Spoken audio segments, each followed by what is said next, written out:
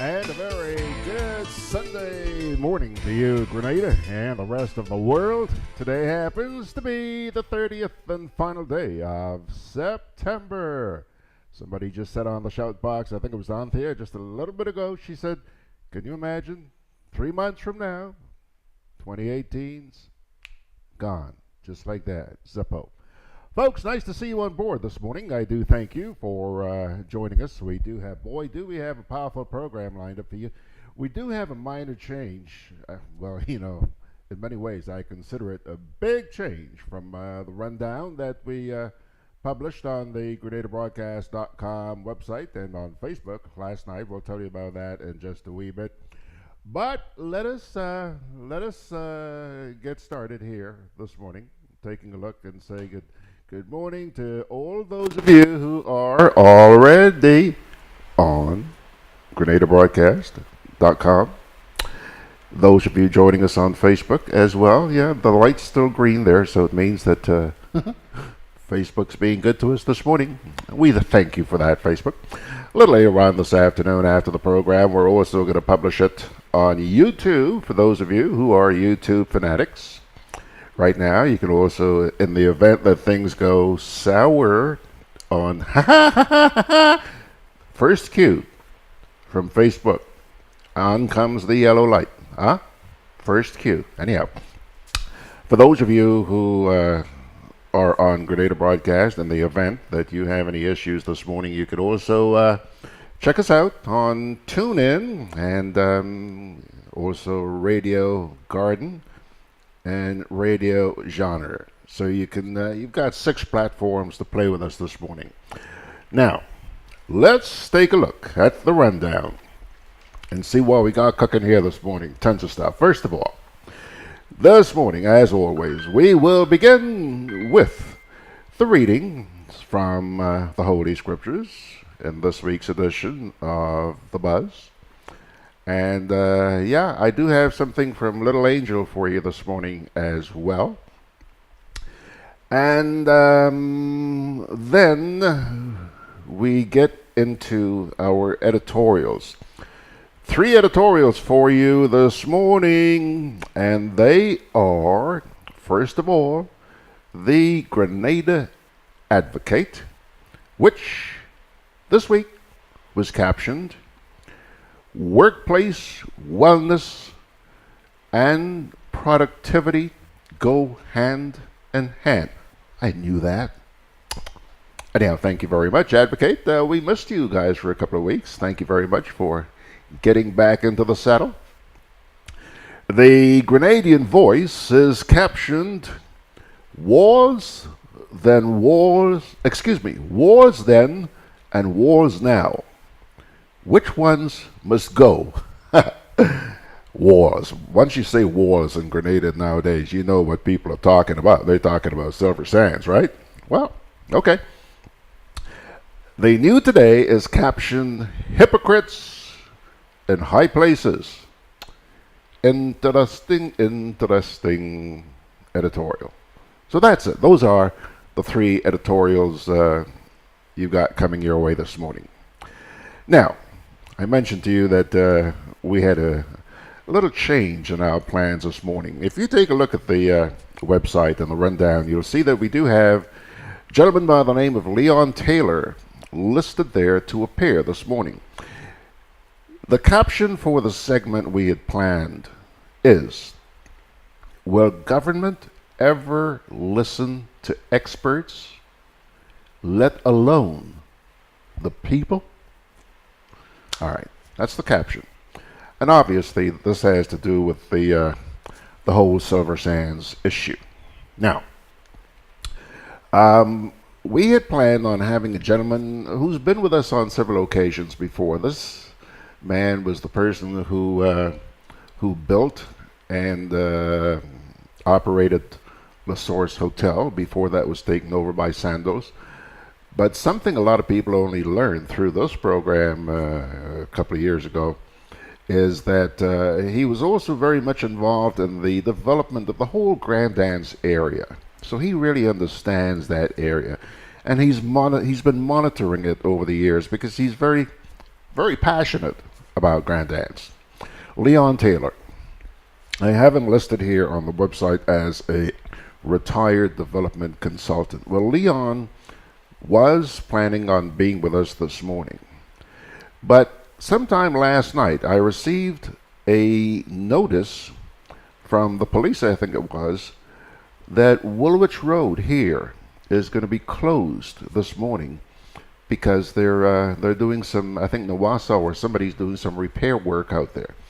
Leon has an issue with his back, and so he's not able to walk for any considerable distance. So he has asked to be excused this morning because he's not going to be able to park anywhere out here. And then from where he's going to have to park to the studio, it's a little walk, so he's not able to make that, and we just didn't want to inconvenience him, okay? However, Leon has promised that unless they're going to do some more work out there next Sunday morning, he will be here on Sunday morning, okay? He is coming in because he believes this issue is important enough that he have his say, and he wants you to hear that say, okay? Now, also supposed to be here this morning, and we do expect that he will be, is Mr. Randall Robinson. Randall, I have described on the website as a public advocate in defense of Grenada's Beach. My gosh, he's become a household name here. All over Facebook, all over television, all over the radio, all over the newspapers. Randall Robinson fighting to make sure that we are not deprived of the joy we have had all our lives on Grenada's Beach. He's coming in here this morning. We're going to have that discussion, I think, starting at about 10 o'clock. Okay?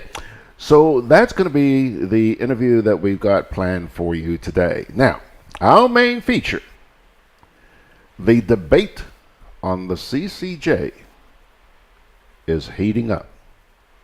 Really. Let me tell you, we got a side coming in here this morning. First of all, well-known advocate in favor of the yes vote, Mr. Ruggles Ferguson, no stranger to us. He's a member of the CCJ Advisory Committee. He's coming in. However, he's going to be joined by another firewire gentleman by the name of Mr. Brian Pitt, whom I've also described here this morning on the website as a public advocate. Brian attended a session down at the TAMCC a couple of weeks ago, and his head started spinning when he heard certain things down there. So he gave me a call and said he'd like to talk about those things. And I said, sure, here's an opportunity. Sunday morning, I've got one of the CCJ people coming in here, Mr. Ruggles Ferguson. Come on in, sit with him. So he decided he's going to come in here this morning, and they're going to have a chat. But guess what? In the meantime, this week, I received another phone call, this one, from somebody who was very vocal in the run-up to the last referendum, the previous referendum. Gentleman by the name of Mr. James Bristol, better known to us all as Jimmy. Well, Jimmy is an attorney at law, and he has made a discovery which he believes would be of great interest to you folks, and he's going to come share that with you this morning. Huh? Let me tell you, pilgrims, it's going to be one heck of a morning. We've got a lot planned for you, and so we're not... by the way, many of you know by now that Prime Minister Mitchell and Health Minister Nicholas Steele were in New York this past week. Some comments were made which raised a few eyebrows. A friend of ours who appears every week on McWe Chat, Margaret made sure that she attended. She's in New York, and she attended that function with her teeny weeny eeny bitsy smartphone. And she grabbed some footage, which we're going to share with you this morning. A lot to come.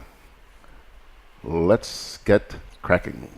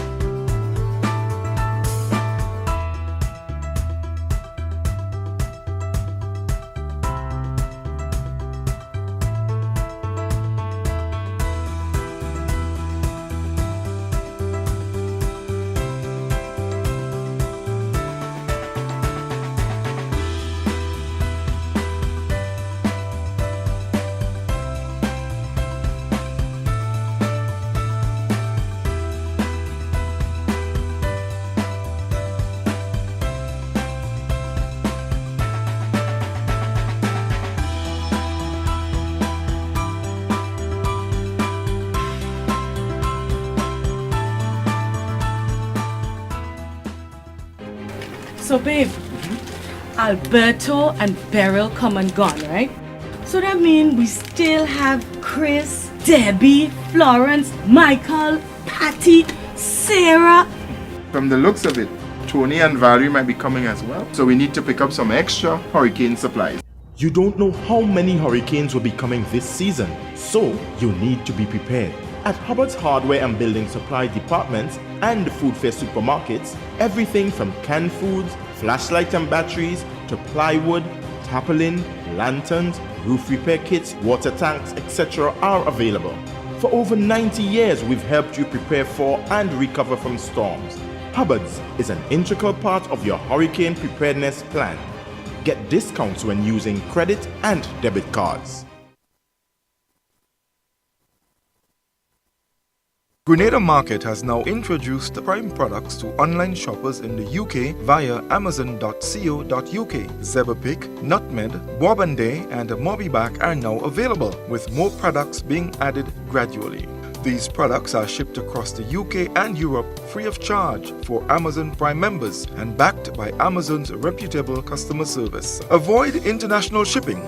Buy in your local area. Amazon.com in the USA, Amazon.ca in Canada, and Amazon.co.uk in UK and Europe. GrenadaMarket.com.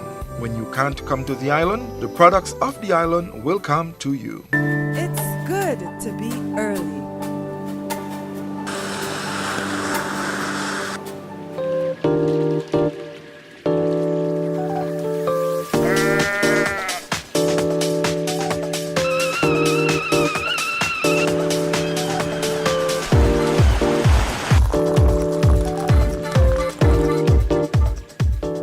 It's good to be early.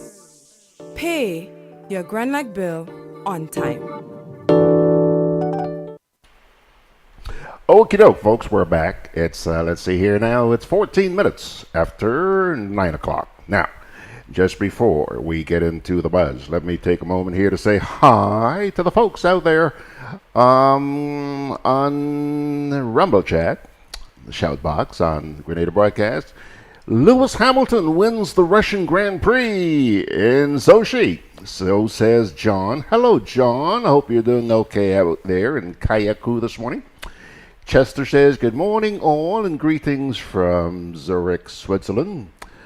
He says he's looking forward to this morning's program, and I hope all Grenadians get serious because our beautiful island is slipping away from us. Blessed Sunday to all.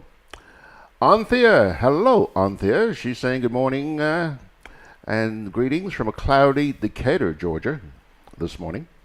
Imagine only 3 months and the year is over. Absolutely, girl, just 3 months to go.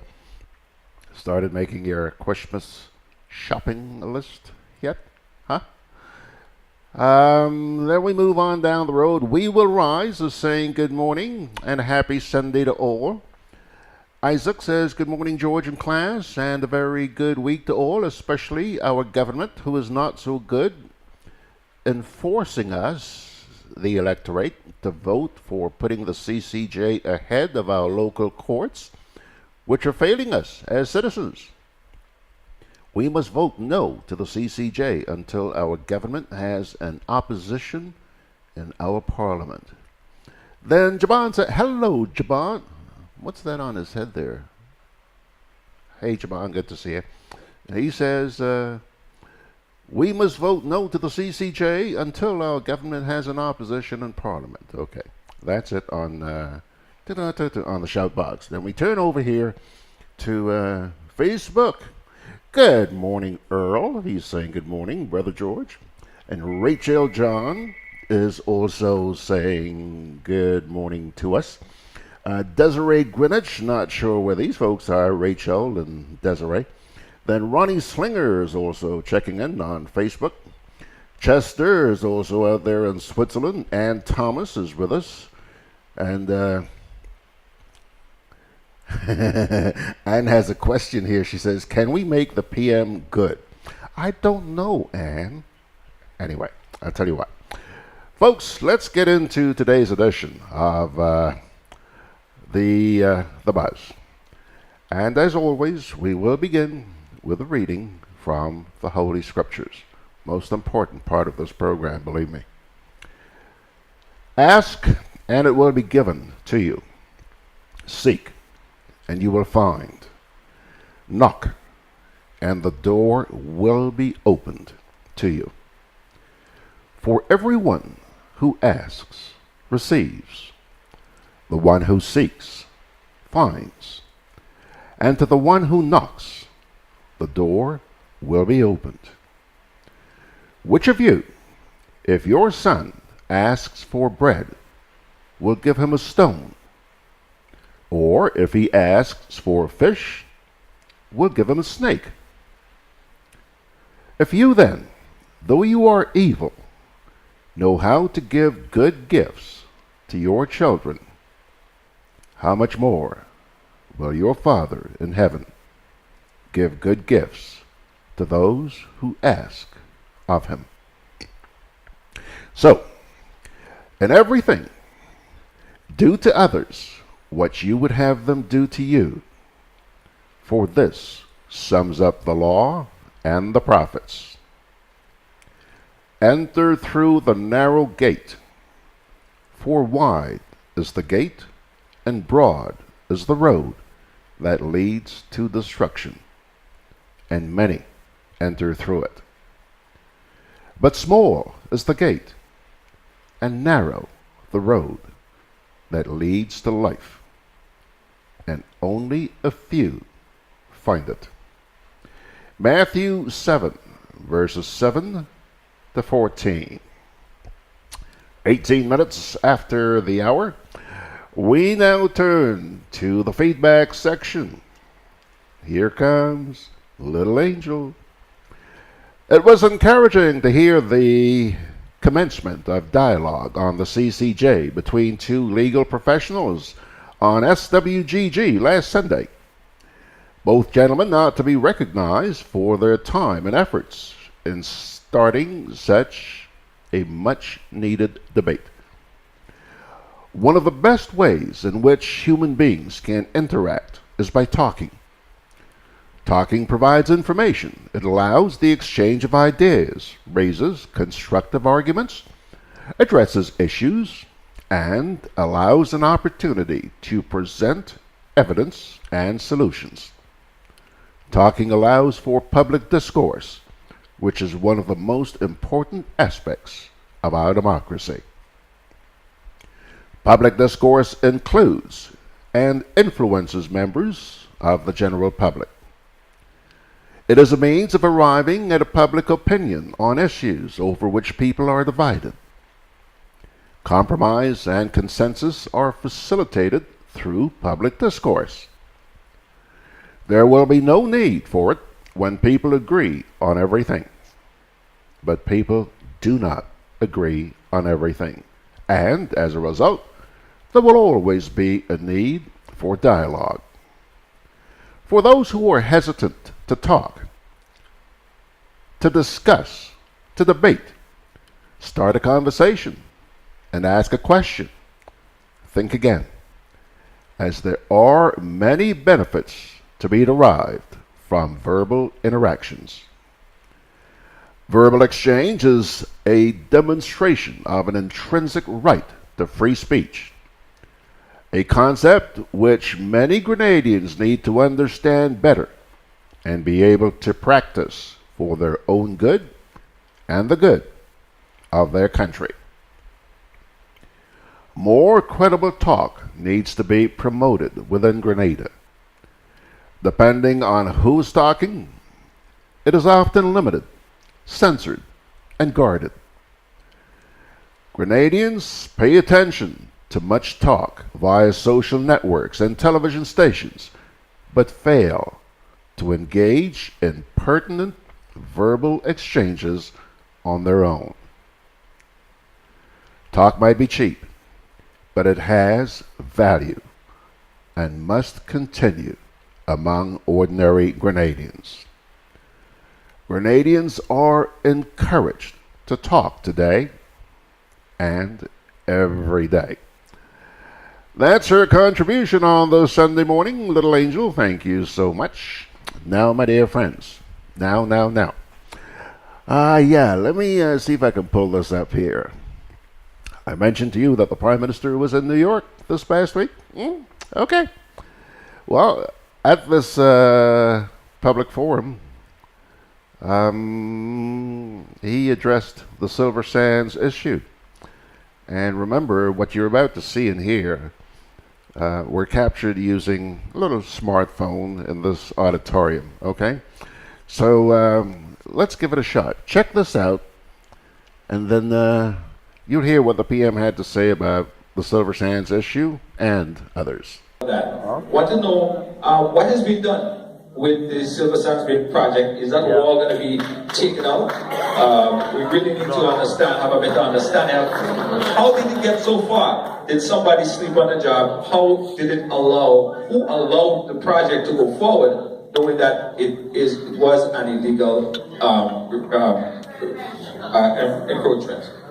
That's a question for some of the folks online. China, let me deal with both. In fact, I planned to deal with the Silver Sand issue when I was on the podium, but I forgot, so I'm glad you raised it.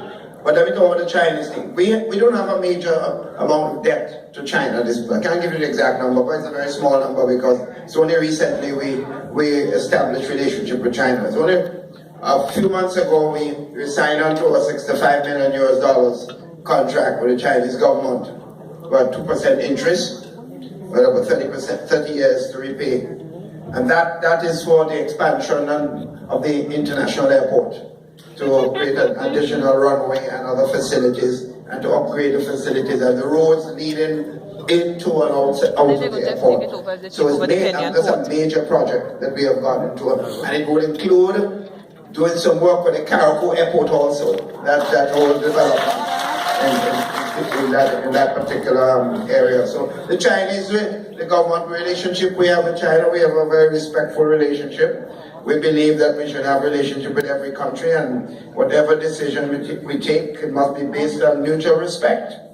You respect our country, we respect yours. We may not agree with your system of governance, and you may not agree with our system of governance, but we have to have a relationship with all countries regardless. And that's Grenada's fundamental position. The Silver Sands issue, it's extremely unfortunate. Let me say this. You have an investment. Someone comes to your country and invests hundreds of millions of dollars in a development. We want investment. And it provided hundreds of jobs to Grenadians. Now, you may have an incident, like in the case of that issue with the wall. That's the wall near to the beach. Now, it is not a whole investment. It's a wall that was put up. The people, let me just finish. Just listen to me carefully. I am not here to defend anybody, just to tell you what the circumstances are. Now, it turns out that the people bought the property from Grenadians. The same area that they bought is what they were building on. And in other words, they were building there before. So there were errors even before that. It was found out that they did not get the permission from physical planning. Physical planning went in and started negotiating with the people. They agreed to move it. It has been moved already. It has been broken down by there. They are breaking it down already. That's a fact. But that, I'm just making a point. I'm making a point. Now, let me say this. The people have not disagreed that they must take action. And they were not the first offender of the problem. It's not too wrong to make it right. The Not point according is to they the were law. willing to do what physical planning asked them to do. But yet, some of us got on TV and radio and these bad people, these wicked people, come to destroy our country. And a man comes here, no, but seriously, I must talk about this. Somebody comes here, you have 500 jobs, Grenadians. You know you have 500 people vexed with this? When you're making noise about that? But the people make a mistake. All of us make mistakes. They are ready to correct it, but you're on TV, calling them all kinds of names. The people are now negotiating, they have now negotiated with scores of farmers in Sautez, in St. Patrick's, St. Andrews, Victoria, contracting farmers to produce food. Over 75 farmers already. So the farmers getting help. Hundreds of workers working. The construction industry going, people are getting jobs. Somebody makes a mistake, and you go on as if they're the biggest evil in the world. The man could take his money and go anywhere. This individual has property in the United States, 3 hotels in the United States. He has in Europe, he has in the Middle East. There's a billionaire we're talking about. So if we don't want him, we'll send him out. Other countries would love to get him. But I am saying, I have no problem with the persons having made an error, and we have dealt with it and are dealing with it, and they have agreed that they cannot break the law of the land. No matter how much money you have, you can't break the law of the land. When I don't agree, before something happens, you are on television, radio, going all over the world and calling people all kind of names. Suppose the man decided to hell with it. I go on. Are we going to be happy with this? Well, I'm just saying, it's the approach I'm against. I am not talking about whether the problem should not be dealt with and should not be raised, but the way that some people are behaving, as if the man comes here to destroy us and to do all kinds of wickedness to us. And I'm saying that is unfortunate, and I certainly would not be able to agree with that position. And that's why I wanted to explain that thing, that situation.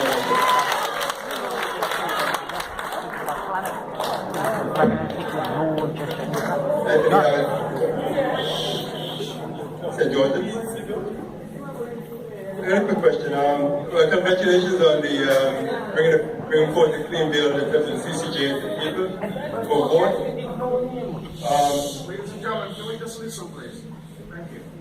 A few years ago, yourself and Peter David had some issues. You were taking jabs at each other in terms of legitimacy, in terms of who can run for office. One being from the Commonwealth country, and one you previously having a U.S. passport. At this point, the fact that you have an item going before the people in reference to the CCJ, Constitution reform, would you consider bringing the item to the people that allow all Grenadians living in Grenada to take an active part in the political system, irrelevant of Commonwealth citizenship or not? Okay, right now Commonwealth citizens, Grenadians that move from Canada, for example, back to Grenada, from Australia to Grenada, can keep those passports and take part in the political system. Grenadians who move back from the US and non-Commonwealth countries are not allowed to do so. Says who? Level playing. Oops. That was a pretty impromptu end there to that. Okay. What do you think, folks? Prime Minister addressing a couple of issues. And that's only one of two clips that I want to play for you. And before I go any further, once again, Margaret, thank you so much, so much, so much. Love you.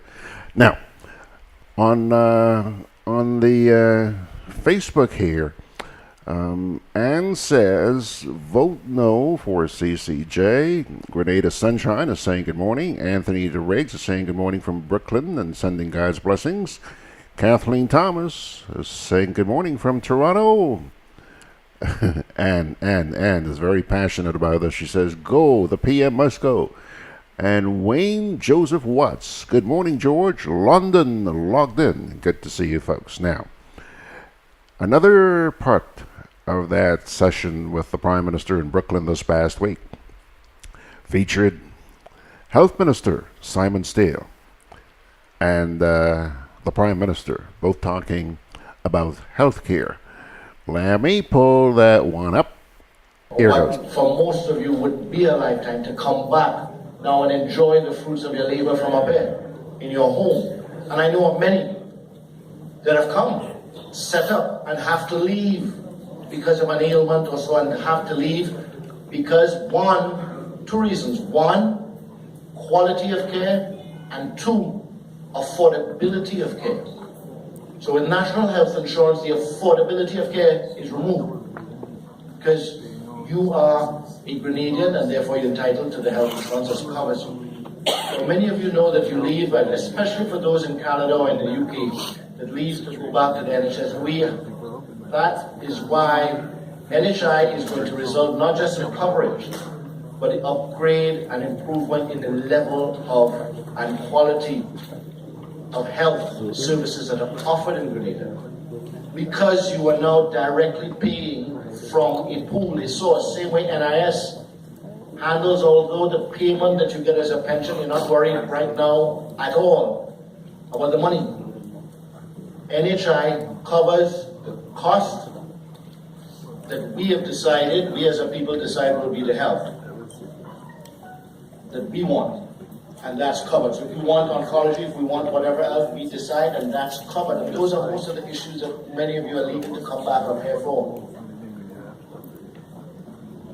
I don't think the question is contract. Contract, you could give a contract to an individual to do a service. I don't think the issue of healthcare has a lot to do with contracts. I think sometimes that word has been misused by some of our friends in the trade union. Move on to other people because of lack of understanding.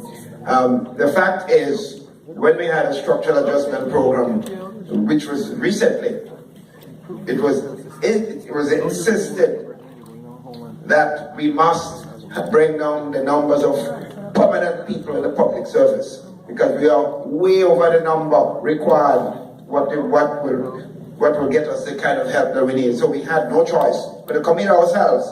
We never got rid of anybody, but we had agreed as people leave the system, we reduce the numbers. Barbados in coming with a structural adjustment program recently, when they let go thousands of workers, but they let go one worker during the period of structural adjustment. So we applied what you call a contract, which is not permanent. Since then, there's been a number of people taken on to the system, like a number of nurses have now become permanent. But let me just I want to shorten this, so just make one point. The problem in Grenada with the health system, or most issues of development, is generally not the number of persons, it is the management of the system. We could put 100 more doctors, 100 more nurses, and the mindset of some people, and the level of incompetence, the level of stealing taking place in the hospital. The more you buy things, the more they steal. It's a fact. Sometimes we don't like to talk about that, but we're in a position, I know over the years, you talk to people at different levels, not one set of people. We got doctors doing it, we got nurses doing it, we got orderlies doing it, security people doing it. The more meat you buy, more meat disappear.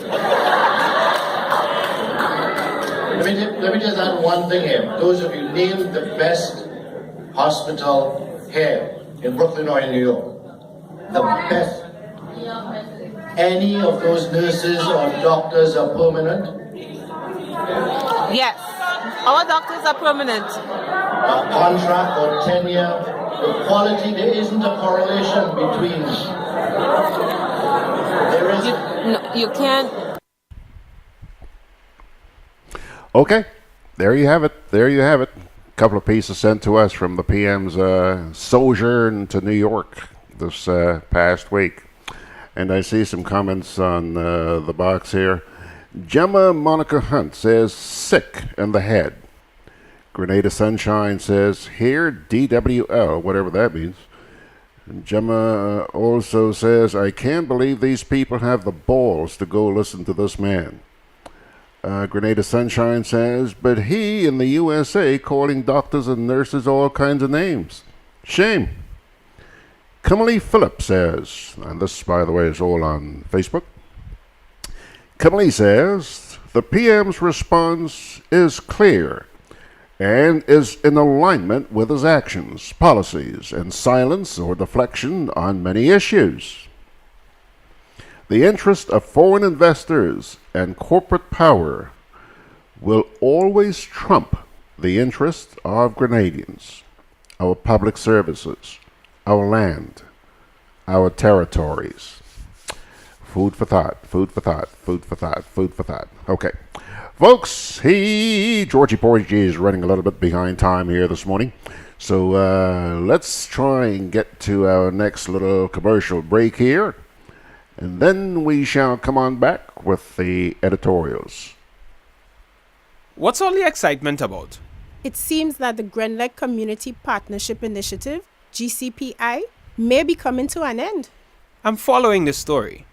Did you know that over $22 million have been invested in community projects through the GCPI? Now, these organizations that are on the ground solving problems may lose their funding.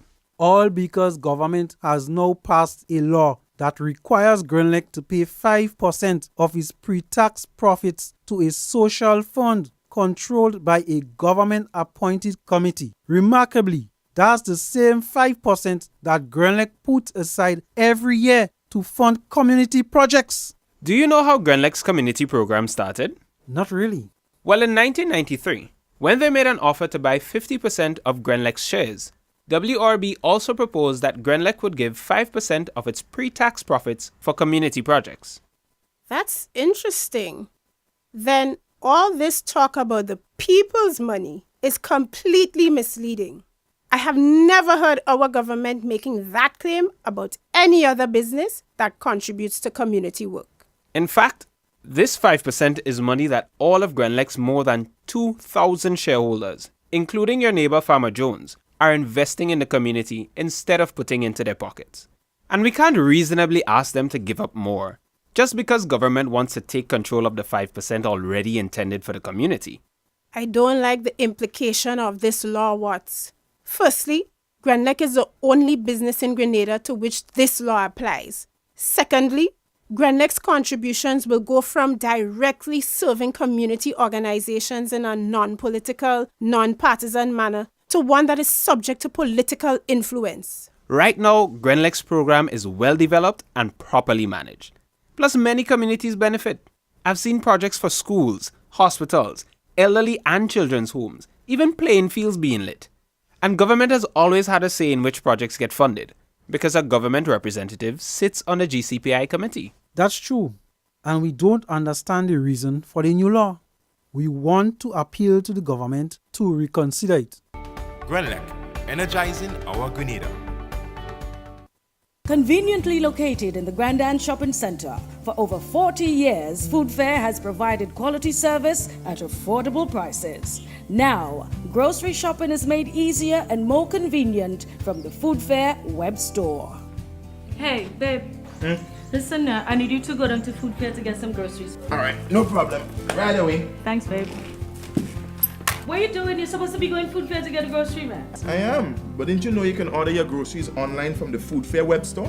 Are you serious? Of course. All you have to do is just to log on to www.foodfair.gd with credit card in hand, and with an order of $100 or more, Food Fair Grenadians will deliver up to 3 miles away. And you don't even have to worry about your information, you know. Their safety measures are excellent. So hold on. You just order online and Food Fair will deliver to you? Yep. Baby, better hurry up and order, man. I already did. They should be here any minute now.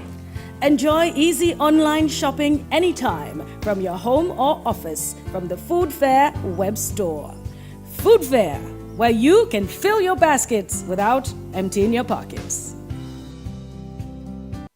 Grenada Market has now introduced the Prime products to online shoppers in the UK via amazon.co.uk. Zeberpick, Nutmeg, Bourbonday and Mobiback are now available, with more products being added gradually. These products are shipped across the UK and Europe free of charge for Amazon Prime members and backed by Amazon's reputable customer service. Avoid international shipping. Buy in your local area. Amazon.com in the USA, Amazon.ca in Canada, and Amazon.co.uk in UK and Europe. GrenadaMarket.com. When you can't come to the island, the products of the island will come to you.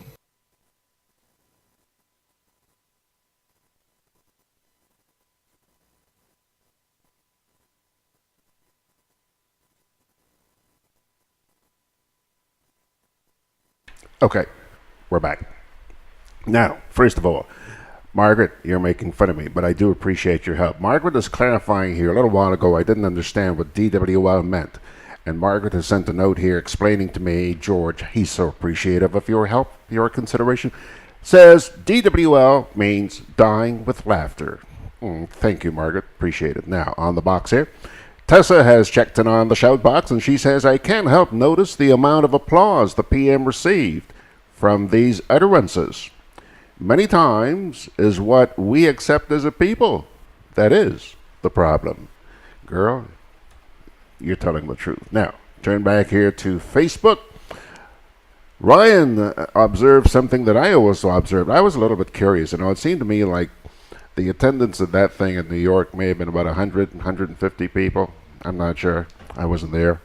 And Ryan says poor attendance. And I was kind of surprised. I mean, the Prime Minister of the country is there, especially in New York. I don't think there are more Grenadians in any other city around the world than there are in New York. Tiny turnout. Wayne Joseph Watt says, it's really upsetting about the PM's statement in New York. If there is a problem at the General Hospital, I do not think that's the way to go about it. As a PM, it's like you don't care much about what's really going on. The law is the law. Answer the question. Meckerman Alexander says, interesting. Kipling Francis says, the meeting was an international embarrassment. I wonder if Nazem had said what Keith would say. God forbid. Kathleen Thomas says, this is really disrespectful to the healthcare workers and the people of Grenada. And Margaret has just chimed in here as I speak, and she says the attendance was poor indeed. It's obvious. I mean, anybody who sees that video can't deny that. Okay, folks. Okay.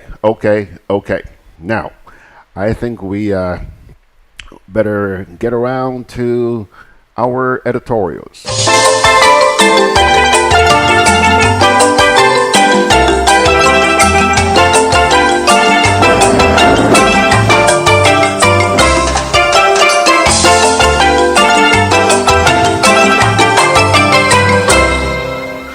The editorial, which appeared in this past week's edition of Grenada Advocate, is captioned, Workplace Wellness and Productivity Go Hand in Hand.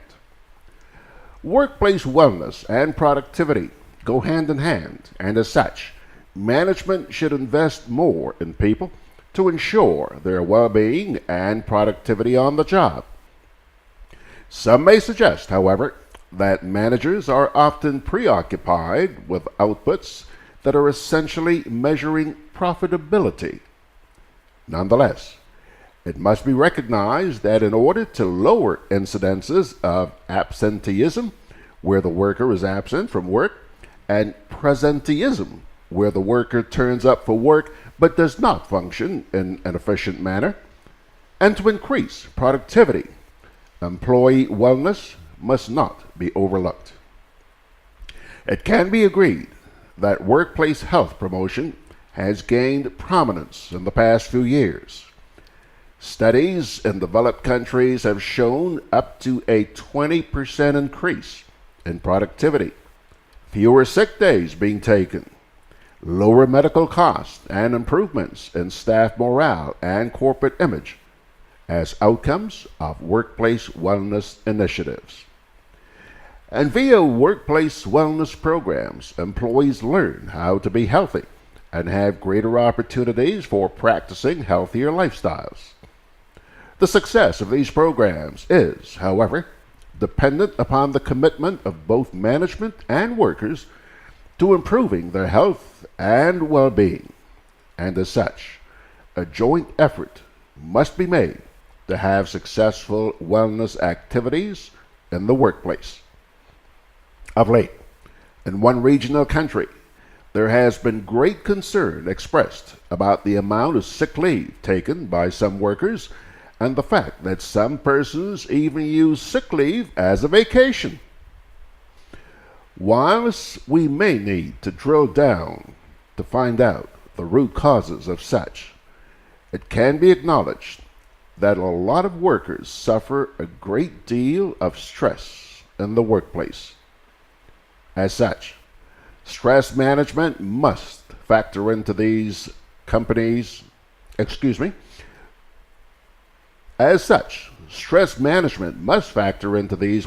wellness programs, and companies must ensure that a depressurized environment is established and sustained in the workplace, since this is important to employees' health and has a direct link to overall productivity as well. This does not take the onus away from employees in terms of doing their part to manage stress, but it does show that employers care enough about their employees to address all their concerns. Employers must be cognizant of the workload designated to employees and the employee's ability to cope, or else sick leave may be the result. Employees, on the other hand, must understand that their employer may not be fully aware of their challenges, and as such, should seek to have an open discussion with the powers that be whenever a challenge arises, and this really should be nobody else's business. Too often, confidentiality is lacking in workplaces. Given the rise in chronic non-communicable diseases, including diabetes, hypertension, stroke, heart disease, and some cancers, which are the leading causes of morbidity and mortality among people in the Caribbean, and the increase in workers' stress levels, we can, without a doubt, see the need for more workplace wellness programs.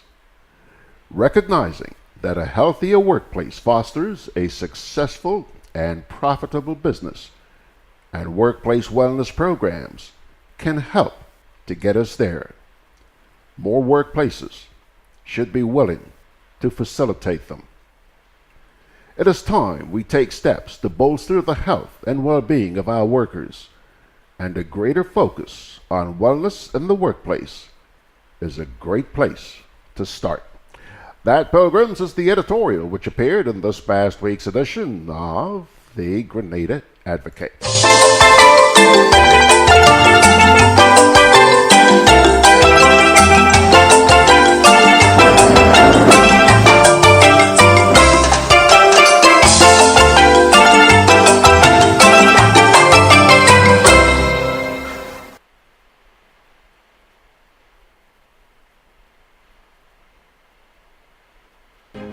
So babe, Alberto and Beryl come and gone, right?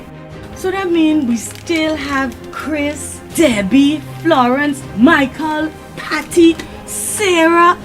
From the looks of it, Tony and Valerie might be coming as well. So we need to pick up some extra hurricane supplies. You don't know how many hurricanes will be coming this season, so you need to be prepared.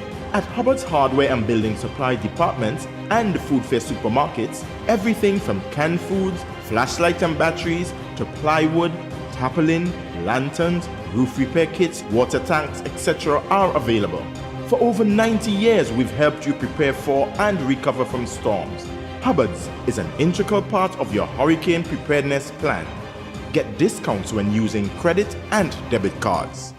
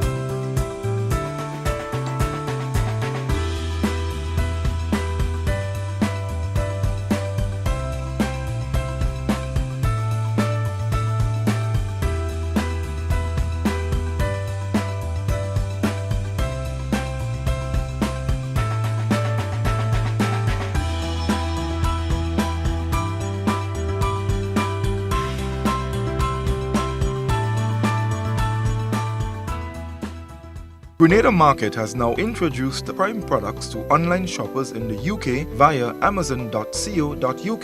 Zeberpick, Nutmeg, Wabande and Mobiback are now available, with more products being added gradually. These products are shipped across the UK and Europe free of charge for Amazon Prime members and backed by Amazon's reputable customer service. Avoid international shipping. Buy in your local area. Amazon.com in the USA, Amazon.ca in Canada, and Amazon.co.uk in UK and Europe. GrenadaMarket.com. When you can't come to the island, the products of the island will come to you. Hi, I'm Gloria. My family and I travel all around the world, lighting up homes and businesses just like yours. And lately, we've been hearing a lot of talk about electricity. Yes. Are my rates the highest in the world? Your rate is definitely not the highest. Grenadians are paying a similar rate to some islands in the Caribbean, and in some cases, even less. Grenlec, energizing our Grenada. Okie dokie, folks. I'll tell you what. It's now 9:53, 7 minutes away from the hour. Coming up at the top of the hour, we've got scheduled Mr. Randall Robinson. However, because I'm running a little bit behind time with the editorials, we'll get started with Randall just a wee bit later. But here comes the Grenadian voice.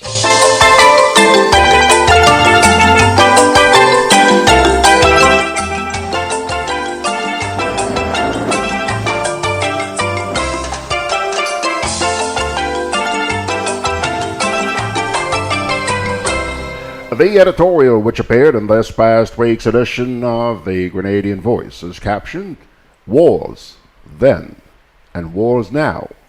Which ones must go?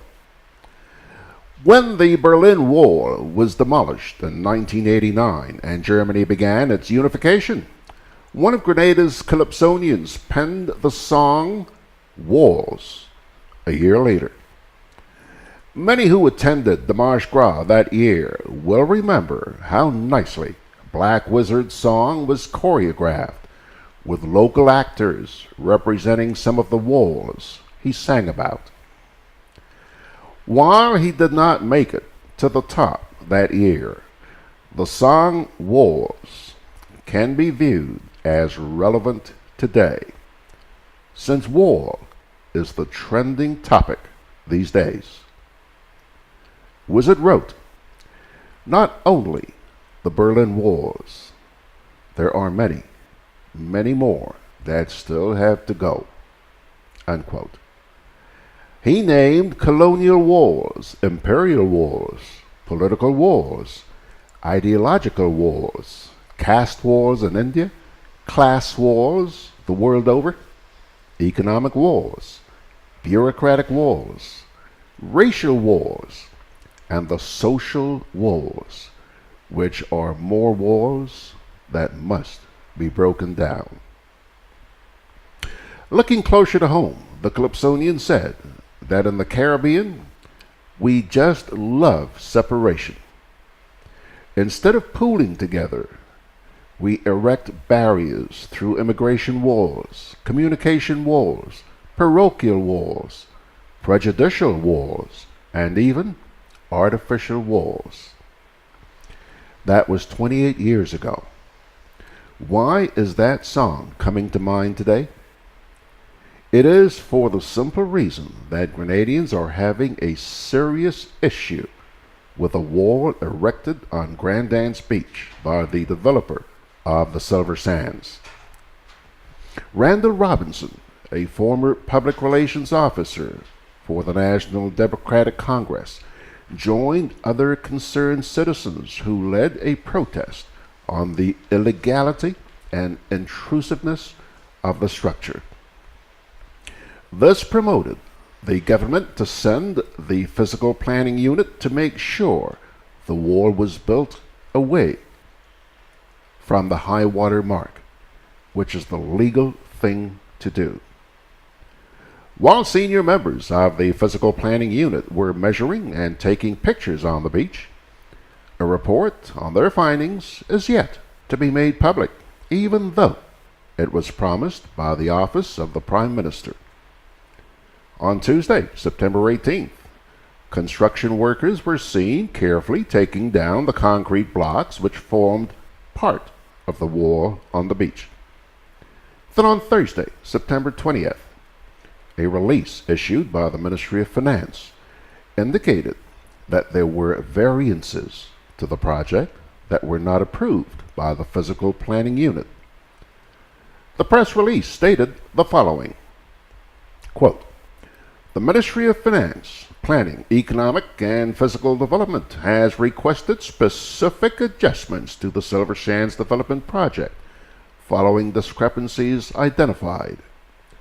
The Ministry has been consistently holding discussions with the team of the Silver Sands development project since September 3rd, 2018, with a view to addressing variances to the project that were not approved. On Monday, September 17th, following a high-level meeting attended by the leadership of the Ministry, the head of the Physical Planning Unit, and a team from the Silver Sands project, the delegation visited the site to ascertain the necessary remedial action. On site, the Ministry of Finance further assessed the situation and provided guidance to the developer on the specific adjustments required. Following the site visit, the developer complied with the advice of the team and immediately proceeded to undertake the recommended adjustments. The Ministry of Finance continues to be vigilant that all developments across the country adhere to approvals granted." End of quote. In what seems to be a saga developing, the manager of the Silver Sands construction project was in the local news on Monday, September 24th, telling the public that last week's meeting referred to in the press release from the Ministry of Finance confirmed that they have been abiding by the laws of Grenada and all of their documentation was in order. This certainly is against what was revealed by the government's press release. However, we are happy that the manager saw it fit to disclose that everyone was satisfied with the solution that came out of the meeting, whatever that may be. Randall Robinson was again in local news, pointing out that not all of the walls were removed. He said there are still some parts that have to go, and he is keeping an eye on the issue. This newspaper joins with those who welcome developers to our shores. This is necessary for economic growth and employment opportunities. Since the introduction of the Citizenship by Investment program, we have seen many projects being introduced, and some are working well for us. It is our hope that these projects will keep coming. However, Peaceful coexistence are the watchwords, since we must live together. Reference to the Grand Lake issue. Honorable Gregory Bowen said that the onus is on the government to watch out for the taxpayers. This certainly can be applied across the board when it comes to the issue of foreign investors. The press release from the Ministry of Finance leads one to ask, how can a developer get this far in going against what was agreed upon by the local authorities without being stopped?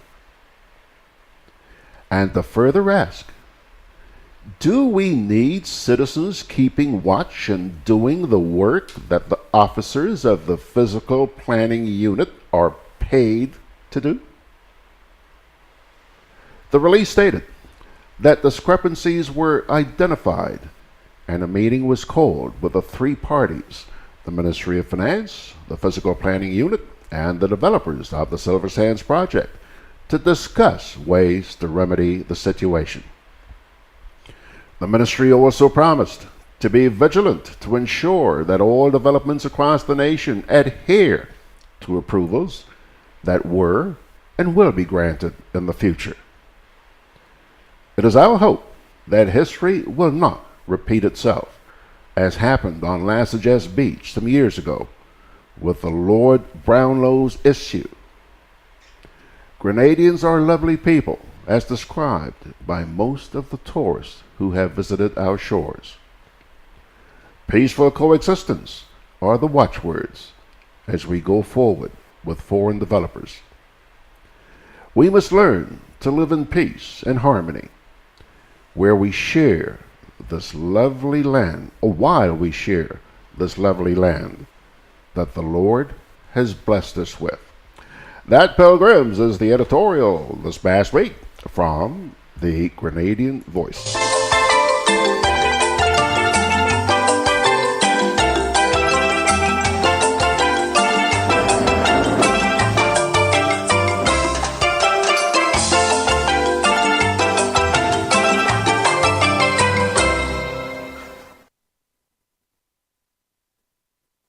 It's good to be early.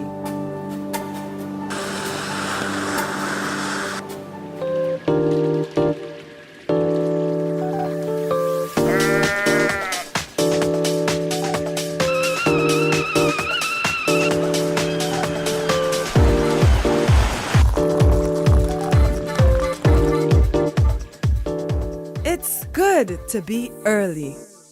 Pay your Grand Lake bill on time. Grenada Market has now introduced the prime products to online shoppers in the UK via amazon.co.uk. Zeberpick, Nutmeg, Wabande and Mobiback are now available, with more products being added gradually. These products are shipped across the UK and Europe free of charge for Amazon Prime members and backed by Amazon's reputable customer service. Avoid international shipping. Buy in your local area. Amazon.com in the USA, Amazon.ca in Canada, and Amazon.co.uk in UK and Europe. GrenadaMarket.com. When you can't come to the island, the products of the island will come to you. Conveniently located in the Grenadian Shopping Center, for over 40 years, Food Fair has provided quality service at affordable prices. Now, grocery shopping is made easier and more convenient from the Food Fair web store. Hey, babe. Listen, I need you to go down to Food Fair to get some groceries. All right, no problem. Right away. Thanks, babe. What are you doing? You're supposed to be going Food Fair to get a grocery, man. I am, but didn't you know you can order your groceries online from the Food Fair web store? Are you serious? Of course. All you have to do is just to log on to www.foodfair.gd with credit card in hand, and with an order of $100 or more, Food Fair Grenadians will deliver up to 3 miles away. And you don't even have to worry about your information, you know. Their safety measures are excellent. So hold on. You just order online and Food Fair will deliver to you? Yep. Oh, baby, better hurry up and order, man. I already did. They should be here any minute now. Enjoy easy online shopping anytime from your home or office from the Food Fair web store. Food Fair, where you can fill your baskets without emptying your pockets.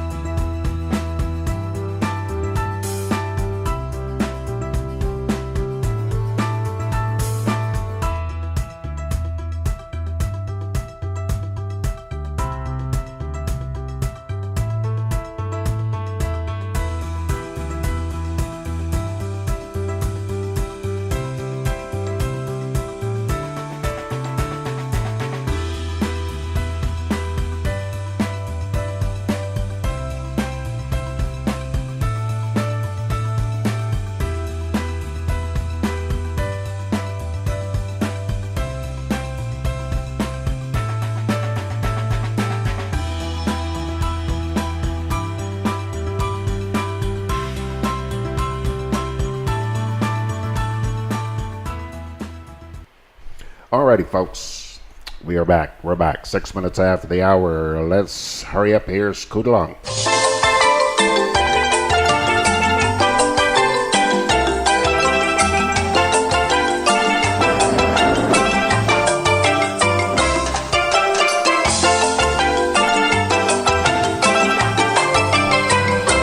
Our final editorial this morning comes to you from the New Today, and it is captioned Hypocrites in High Places.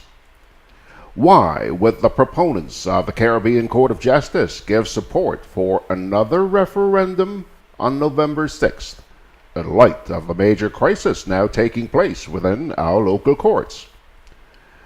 The committee that is chaired by Acting Attorney General Dr. Lawrence Joseph should not be taken seriously on the CCJ issue in light of their failure to tackle the real issues that are preventing justice from being dispensed to the ordinary man and woman in this country. The people on the island are now fully aware of the virtual shutdown of the High Court this week in light of burning and serious issues that are posing grave health risks to the very citizens that have to attend to their matters before the sitting judges. Information reaching us is that the building identified to hold High Court matters on Upper Lucas Street in the new law year is rat-infested and can pose a threat to the lives of many persons. One senior lawyer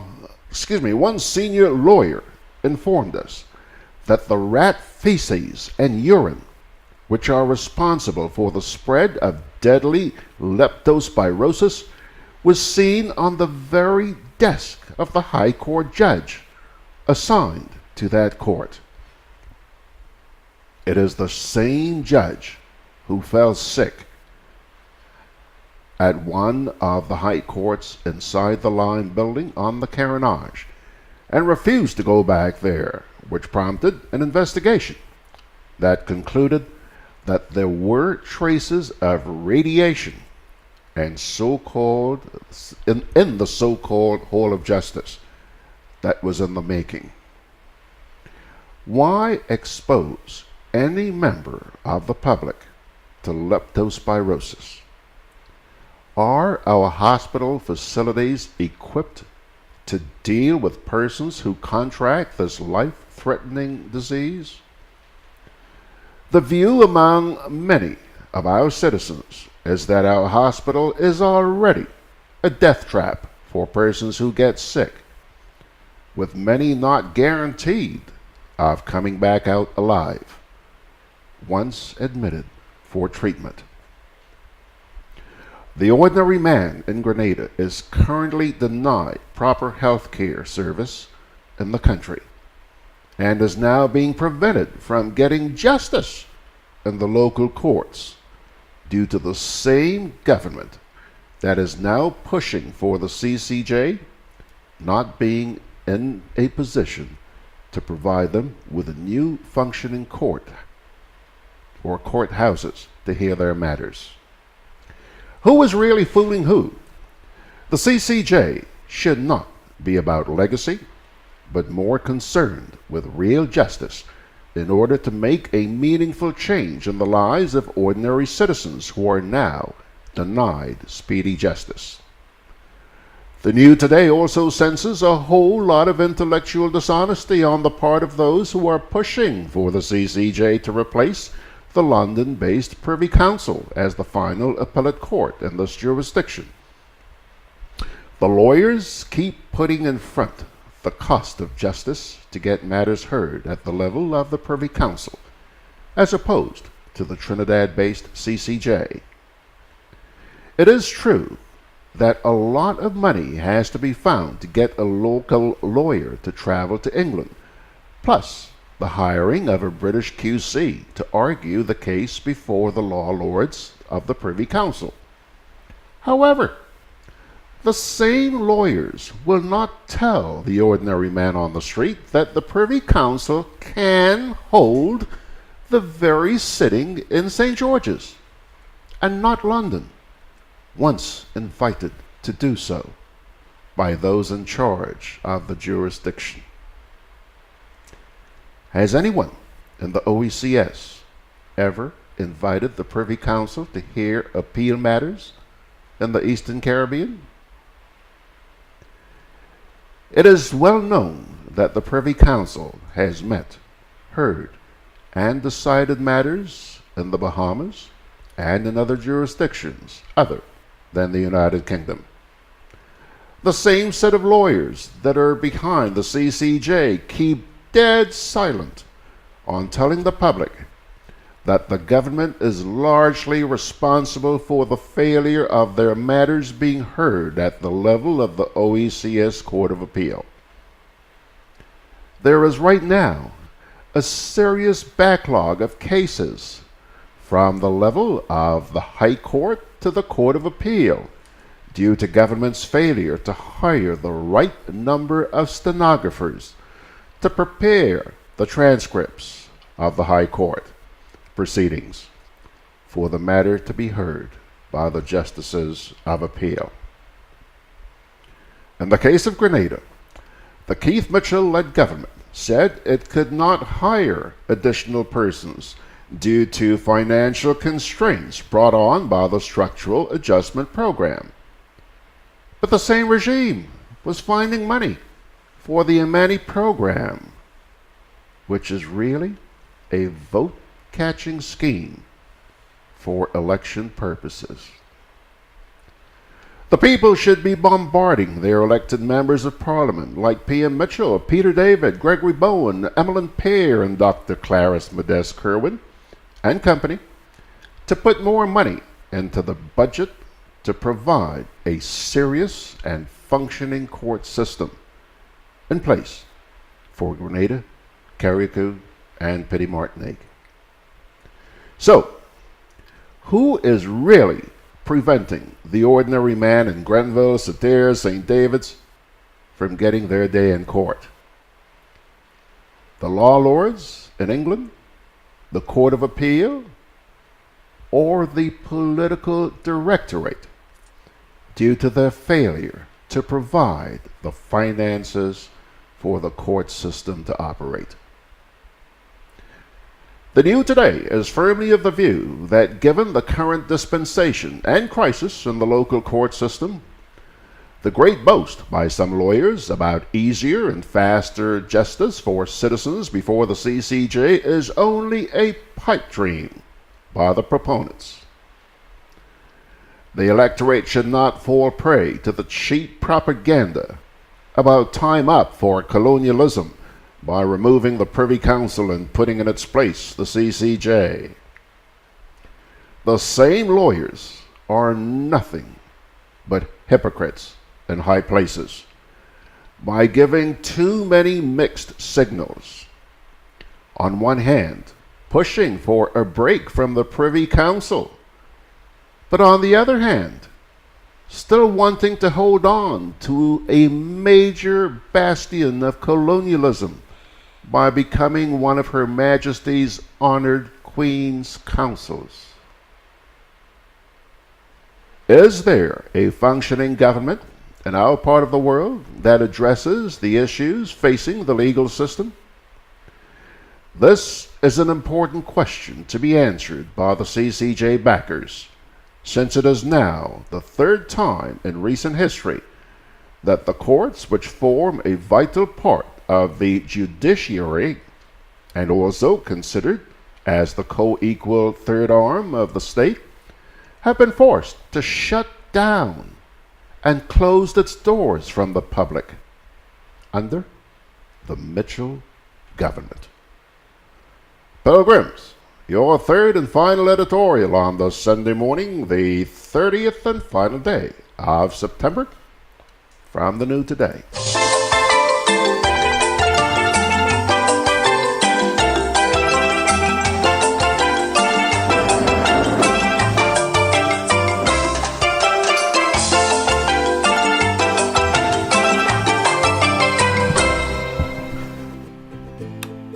Hi, I'm Gloria.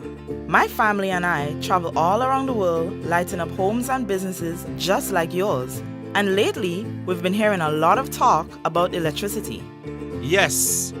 Are my rates the highest in the world? Your rate is definitely not the highest.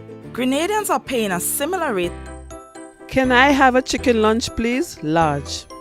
Real nice today. Mm-mm. I don't want that. But you just asked for a chicken lunch. I don't have problem with the lunch. Afraid the container. What is the problem with it? These styrofoam containers, they don't good for the environment. They shorten with life. What foolishness you telling me? So what you want me to use? Put my food in this. Where you get that? At the food fair, where you could get all biodegradable food boxes and disposable food supplies like cups, plates, anything you could think about. Name it, it's there. And they don't harm the environment. Food fair, taking the lead in cleaning up and protecting the environment. Hey, like you take me advice, you get in your biodegradable food supplies. Well, girl, I supporting who's supporting the environment. That is why I shop in at food fair. Food fair, where you can fill your baskets without emptying your pockets. Products distributed by Hubbard's agency, Kirani James Boulevard. Grenada Market has now introduced the prime products to online shoppers in the UK via amazon.co.uk. Zebrapick, Nutmeg, Bourbonday and Mobiback are now available, with more products being added gradually. These products are shipped across the UK and Europe free of charge for Amazon Prime members and backed by Amazon's reputable customer service. Avoid international shipping. Buy in your local area. Amazon.com in the USA, Amazon.ca in Canada, and Amazon.co.uk in UK and Europe. GrenadaMarket.com. When you can't come to the island, the products of the island will come to you.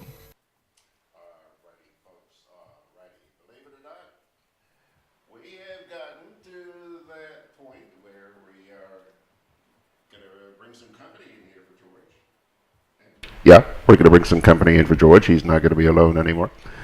I want you to start by taking a look. Why don't you guys get a little bit closer? Get a little bit cozier. Look at these two. Look at these two youngsters here. Look at these two youngsters. I want to make sure I get them real good. So hang on a second. Just take a look at this. 1, 2, 3, 4, 5, 6. There. Look at that. Look at those smiles. Huh? Look at those smiles. How are you guys doing? I'm saying good morning here to Terry Forrester, and he's the one with the white T-shirt, and Mr. Randall Robinson, the blue T-shirt. How are you guys doing? Very good, thank you, George. Good morning to all of your viewers, listeners too. They're all over the place. Yeah, it's a wonderful day in Grenada today. Thank God. Listen, thank God. Let me mention something here, guys. You were supposed to be here this morning with a gentleman by the name of Mr. Leon Taylor, okay? Unfortunately, Leon called this morning to say that you got the note from me that the Woolwich Road would be closed off. Oh, yes. I didn't see the note, but when I came, I saw that. Yeah. Last night I was sent a note saying that Woolwich Road would be closed. Now, you know that Leon has a back problem, and he's not able to walk distances, let alone climb the stairs to come up here. But so he promised me that because of that, he's not going to be able to make it here with us this morning, okay? He wants to be able to drive right into the parking lot. Give him a chance, he'll drive right into the studio. However, he's promised that he will be with us next Sunday. Okay. Okay? Now, first things first, let's go to you, Randall. Yes. Status, we've been hearing so much, and by the way, I salute you. You're a feisty little bugger, aren't you? Huh? I see you got another mini little bugger joining you. And there's a third and a fourth. Yeah, exactly. Young man by the name of Earl Maitland. Earl Maitland, yes. Yeah, and yeah. there's Junior Francis as well, who's joined us. Well, we're happy to report that we now have a lawyer on board, Terry, in the person of Anselm Clouden, who is going to be, leading the charge on the legal side of things. George, this thing all started early in September when I had seen a Facebook post of, a picture of what was taking place down at the beach, and a journalist reached out to me, Curlin Campbell, actually, and he asked me to make a comment, and I said, well, I don't like to comment on things I haven't seen for myself, so I said I want to go down. Well, he was available, so I said, you know what, I picked him up, let's go down one time. And George, what I saw on the beach was shocking, to say the least. And so I did a video of it, and I did the interview with Curlin, and I think everything has just kind of snowballed from there. Not that I set out to be in this position, but at some point in time, you have an opportunity to make a difference. You just have to take it. And so, on behalf of everybody who is aggrieved by what is taking place there, and those who think they don't have a voice, or they don't have the words to articulate what they see certainly as a breach, and something that is not in the best interest of us as Grenadians, and what we own. We consider the beach to be our patrimony. I launched out, so to speak, into the deep. And the outcry across not just Grenada, but the world has been tremendous. The number of people who have reached out to us to support, what I'm saying, us and we know, because, this struggle has been joined. You have the likes of Terry next to me here. You have Earl Maitland, Junior Francis. Well, now civil society groups. We have reached out to the Willie Redhead Foundation. Anselm is on board, and a number of other persons, Dr. Hostin and so, who have lent their support to this, and countless other nameless persons, people I don't know, people I know, and so on, who have reached out and continue to say, don't give up the struggle. Of course, the question of politics has raised its ugly head. This is not a political battle in the least. This is for us as Grenadians. And so the persons who have lent their support to us never saw it as a political issue at all. Of course, there are some there are some who would have tried to derail or distract, I would say. Not derail, but distract from what is taking place. And those have fallen by the wayside very, very quickly. And here it is that we are, and we thank you for the opportunity, George, to come here and to highlight what we see as a serious breach and and the illegal activity that is taking place down on the beach. We have reached out to the physical planning unit. We only see some official little statements coming from the Ministry of Finance about it. We hear 1 minute the Prime Minister didn't know, he saw a WhatsApp, now he has seen, and the people are not fix the breach, and what are making all this confusion about? George, at no time, and I want to make this very clear, at no time has any one of us maligned the project down there, except to say that it is illegal. Some of the things that are taking place down there are illegal. But that's been admitted by physical planning and the government. Well, that's the point, George. But here it is, we had the Prime Minister in the latest tirade in the US carrying on. Now, for me, this is how I view it. If you had a little 14-year-old girl child, George, and there's a gentleman who is showing unnatural interest in the young lady, and he may have a few dollars, as the case may be, and so on. We all know that that kind of attraction is illegal. Yet, he might be providing this, that, and the other to his family and all around. Is it okay, then, for you to give away your girl child, your underage girl child, to somebody like that? I mean, these fellas have money. these fellas have come here to do a project in Grenada. And I am sure, George, they do not want to go against the law of the land. They don't want to do it.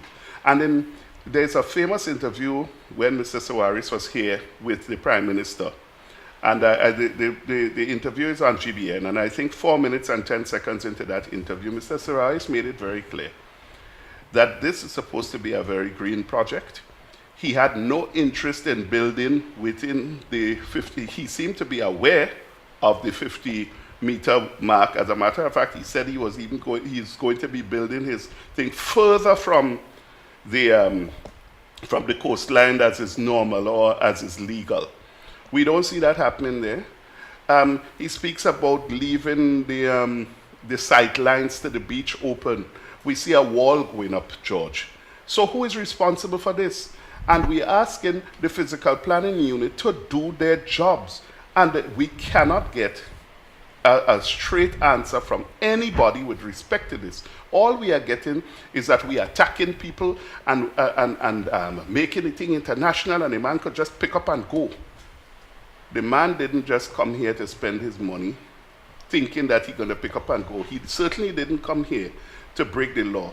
And all that we are asking is that that project abide within the law of the land. We are not against the project. We think it's a good project. It will benefit Grenada, but it must abide by the law. Let me hear what Uncle Terry has to say. Terry's been sitting here very quietly, and I'm sure he has something up his sleeve. Well, pleasant good morning to you, George, and to all your listeners locally and abroad. This is not about... Bring the mic a little closer to your mouth. Yeah, this is not about individuals. Many Grenadians have been speaking out about, the ills of this project and the illegal acts that have been perpetuated. Now, the fact remains quite clearly that in addition to what Randall has clearly explained, there are other very serious issues regarding the surface water runoff from the hillsides that is going straight into the sea and creating serious ecological damages. We have to understand and appreciate that there are no engineering mitigating factors in place to minimize the situation. Granted, when the developer would have taken over this project, the local engineers or those whom he has entrusted his project into would have known that the Silver Sands area is a swamp, or in fact was a swamp. And swamps are intended to filter polluted water coming from whatever source it's coming from, and then to help filter it before it moves on either to the river or to the sea or to other lands.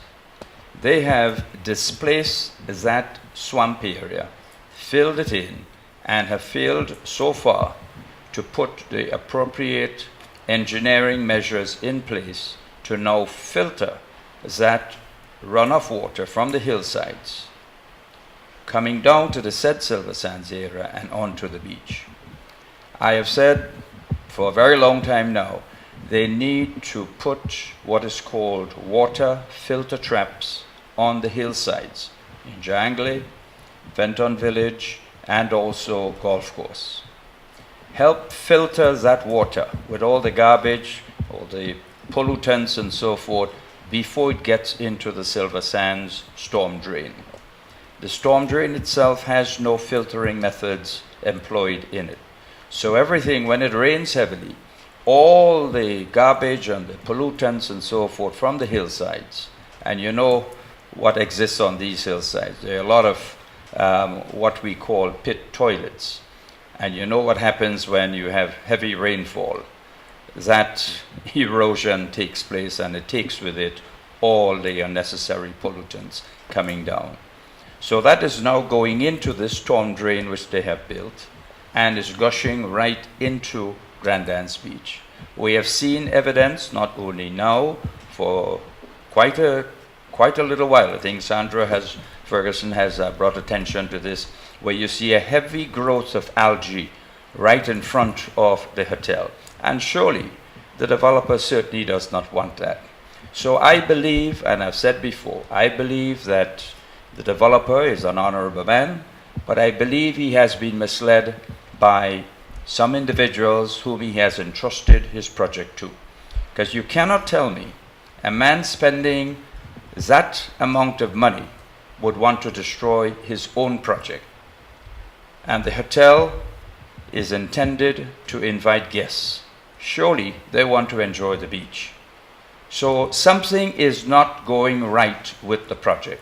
And our physical planning unit has a great responsibility to ensure and to guide and to make all efforts to have this project and to have the engineering aspect of it corrected. Because you have now displaced a natural swamp intended to filter water, and therefore you must replace some measures to correct that situation. You know, Terry, and I'm not seeing it. Terry and Randall, you know, the physical planning unit is being paid a lot of attention to right now because of this particular issue. But please, guys, come on. This is something that goes back years and years and years. People have been complaining bitterly about sometimes the unfairness and often the ineffectiveness of the physical planning unit. That might be so, George. But hold on. There are also some who will stand up and tell you that the blame needs not be placed on the physical planning unit, but the fact that they are under orders from higher places. So, I was about to make just that point, because the physical planning unit only has one competent, qualified civil works person there who is responsible for supervising construction projects.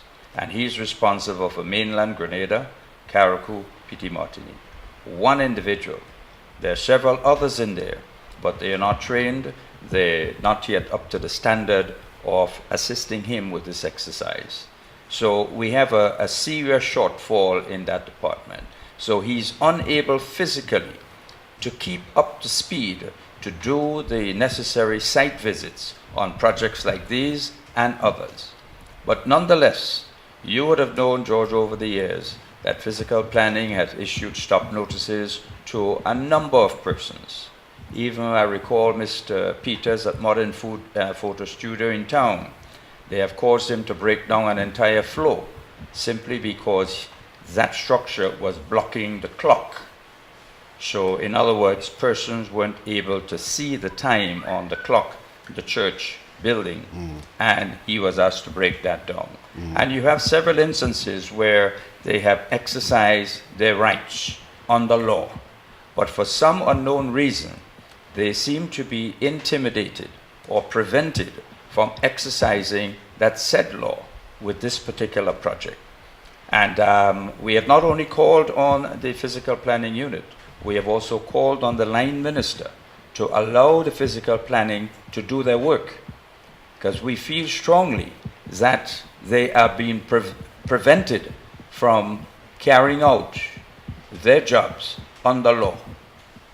Because what they have to do is to first issue a warning letter to the contractor developer that, hey, we want to bring to your attention that these things need correcting. 2, thereafter, you get a letter which indicates we shall serve you a stop notice if there is an immediate correction. None of these, from what we understand, have been issued. And you have to ask yourself the question, why are our laws allowed to be broken by the physical planning unit and by the minister responsible for the physical planning unit? These are the main issues. All right. You know, guys, I'll tell you what, we don't have an awful lot of time on our hands, but I want to take a little break here, and then we're going to come back and follow up. Something I want to do, too, is play something that you sent to me last night, Terry. Your request or your invitation to people to join you guys down on the beach. You got something going on the beach there? Yep, from 11. So, from 11 o'clock? Well, you ain't going to get there at 11 o'clock this morning. I'm going to keep you tied up here for as long as I can. Well, the others will carry on. We'll get back to you guys in a minute. It's good to be early.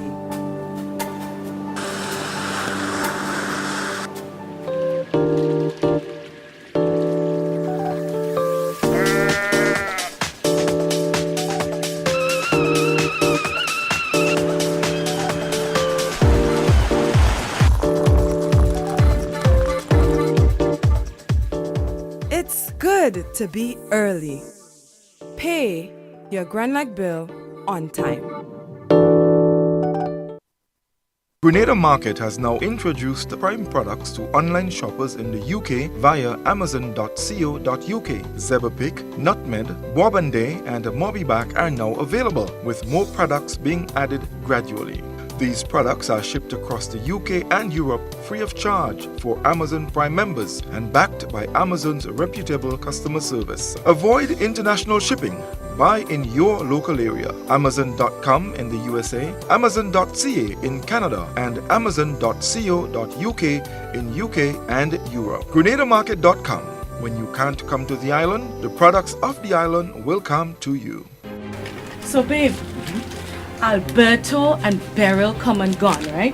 So that means we still have Chris, Debbie, Florence, Michael, Patty, Sarah. From the looks of it, Tony and Valerie might be coming as well. So we need to pick up some extra hurricane supplies.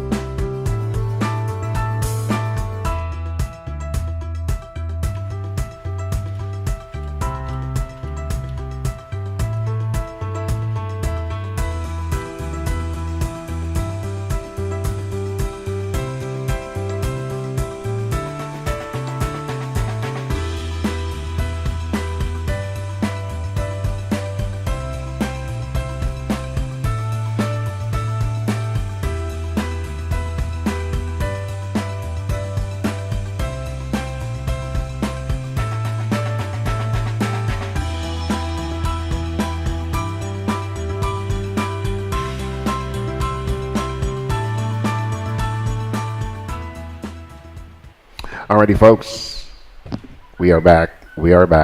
It's coming up on 21 minutes away from 11 o'clock, and I've got here with me my guest, Mr. Randall Robinson, public advocate, and also Mr. Terry Forster, leader of the Grenada Progressive,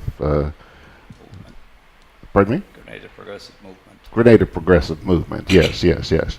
Now, Terry, I promised that I was going to play something that you sent to me last night. I want to run that by our listeners now.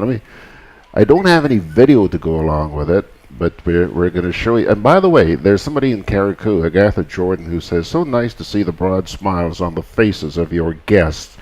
Thank you both for fighting the good fight. Don't give up, guys," and a whole bunch of thumbs up.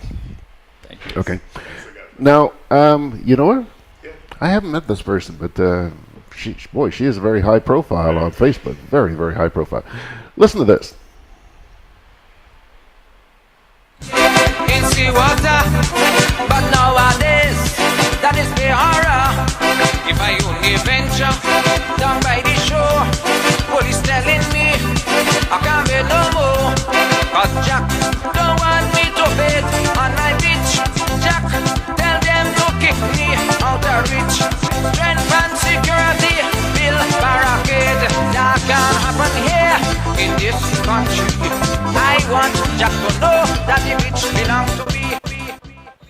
My fellow Grenadians, your rights and privileges to use the Silver Sands end of the Grandans Beach are being compromised, and very soon you may just be made to feel uncomfortable from using that section of the beach. Ladies and gentlemen, several violations of our rights as citizens have been brought to the attention of the Physical Planning Unit for several months now, and also to the Line Minister, who is also the Prime Minister. But these violations, which include the serious encroachment of our beach space, continues unabated and without protection from our authorities and the Line Minister, who was voted by you, the people, and vowed to protect you and our laws and our land. You are therefore invited to join the group of concerned citizens this Sunday from 11 a.m. through 6 p.m. as a show of support in the protection of our beach space and the freedom of use. I urge you, protect your heritage, protect your rights now and for future generations. Ladies and gentlemen, I urge you to come and lend your support as an expression of justice for the protection of our beach access and usage now and in the future. As this Sunday, 11 a.m. through 6 p.m. Please come, show your support. I used to sell coral and lime, but Jack insists that is a crime. Now when I see the police face, I run in haste with my briefcase, 'cause Jack don't want me to bait on my beach. Jack, tell them to kick me out of reach. Jack, tell them I will never make it great. Strength and security, build barricade. That can happen here in this country. I want Jack to know that the beach belongs to me.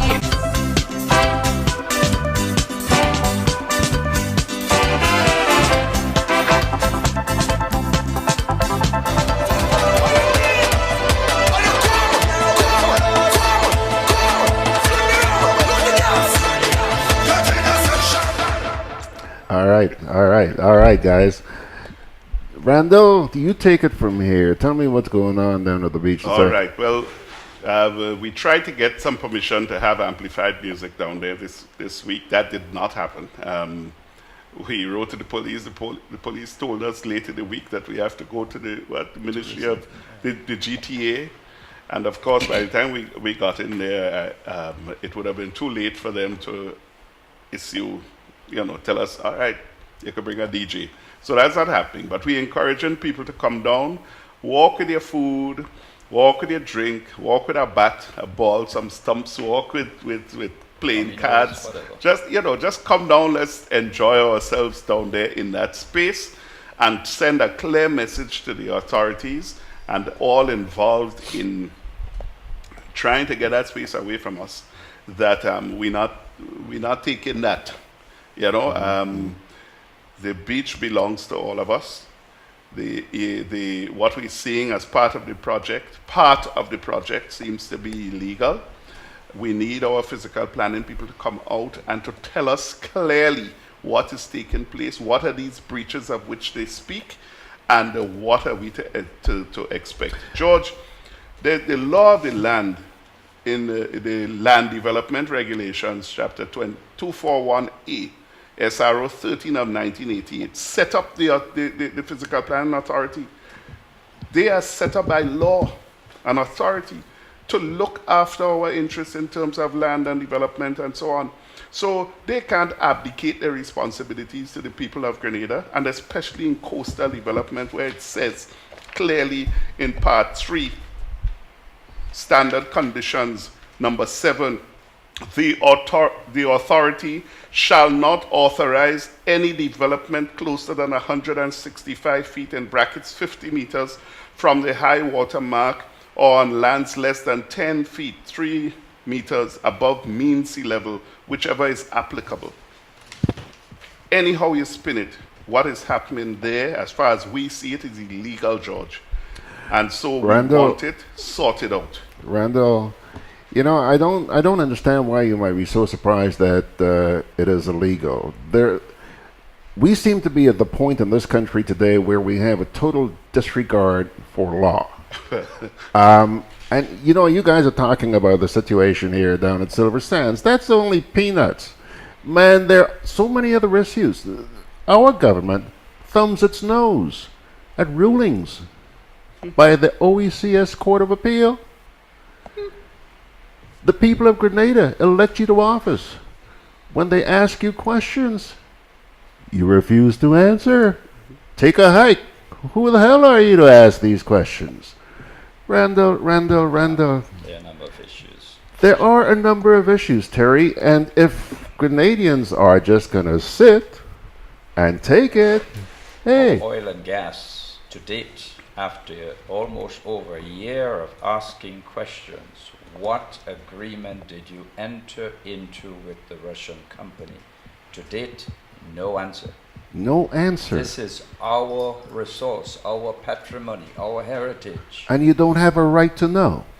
You know, this is just so amazing. And the Grenadian public seems, I don't know, there's a sense of quietness that is very disquieting. Thank you, because that scares me. That's not going to last forever. It's worrying. It's worrying. Yeah. It's. But you know, George, at some point in time, somebody has to stand up and say enough is enough. Enough is enough. And Randall, that's what you've been doing. That's what you guys been doing, standing up and saying enough is enough. Well, no, George, what's next? We're taking it to the next level.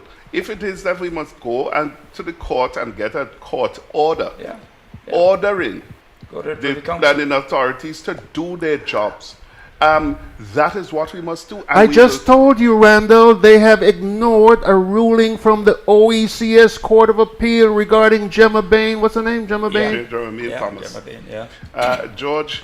That is quite true. George, I understand clearly what it is you're saying, but you must try. We have to. Yeah. We have to. And at some point in time, you know, the number of voices who have, the number of people who have come forward, the number of people who have broken their silence and have stood up and said, guys, have identified themselves and said, guys, we're supporting you. You know, that is heartening. So little by little, you know, George, we used to have an issue with, you know, these sexual crimes and people who will not report it and so on, these things that were going on. Now we have more and more people coming forward and saying, this has happened to me, you know.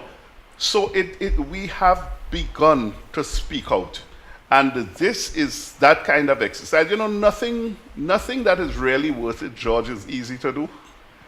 It really isn't easy that's to true. do. That's you true. know, and we have to push and push and push and push. And, you know, a victory here may spur another one in another direction and so on. You know, we have to, the only way to eat an elephant is one bite at a time. You can't eat it, you can't eat it faster. Could I have lobster instead? I don't want elephant. Well, whatever. But this is it, you know, George. So we have begun.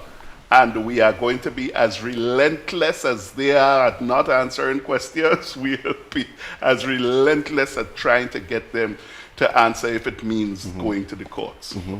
George, it's interesting, as Randall mentioned about going to the courts. There is now international interest in what we are doing. Yes. Absolutely, I've noticed. International interest. Yeah. And the fallacy of our new Ministry of the Environment is being seen as a ministry to suck revenue, financial assistance out of international bodies. We are not interested and concerned about our environment and what is happening in the degradation of our laws, etc. We're not interested in that. All we're interested in is trying to source and suck money out of international agencies. But they are aware of this. And they are concerned, as we are, is that a government who has been charged with the responsibility to look after laws, to look after the land, look after people, are breaking these commitments, are breaking the responsibilities bestowed upon them. And I don't know what eventually will take place, but international concerns are being, you know, expressed and looked at this point in time. You know, this morning it's been so busy around here, I haven't had much time to pay a lot of attention to Facebook, but I see something here on Facebook from somebody named Pamela Lazarus, which you know that person? No. Anyhow, Pamela says, this is the people of Grenada against Silver Sands. People need to come together and fight for the country. If Silver Sands take their money and go, the people of Grenada could turn it into a rehabilitation center. I mean, when I said I didn't know Pamela, I don't think that we have met, but we are great friends on Facebook. Okay, so, okay. You know, yeah, she's a real advocate. She is. George, I know that time is short and we have to run out of here, but let me, before we go, say two things. Chester Simon has sent off a letter I've seen that. It's on the Grenada Broadcast website. Oh, you put it up. Yeah. Right. Okay. So we have written directly to Mr. Sawaris about what is taking place down here in his name. And to someone on his board of directors as well, so that they are aware, and hopefully that will also help to, change what is taking place down here. Okay. The last thing, just as and a little bit on a side, you have a regular here who comes on your program every week in the name of Tessa Barry. Tessa is now Dr. Tessa Barry.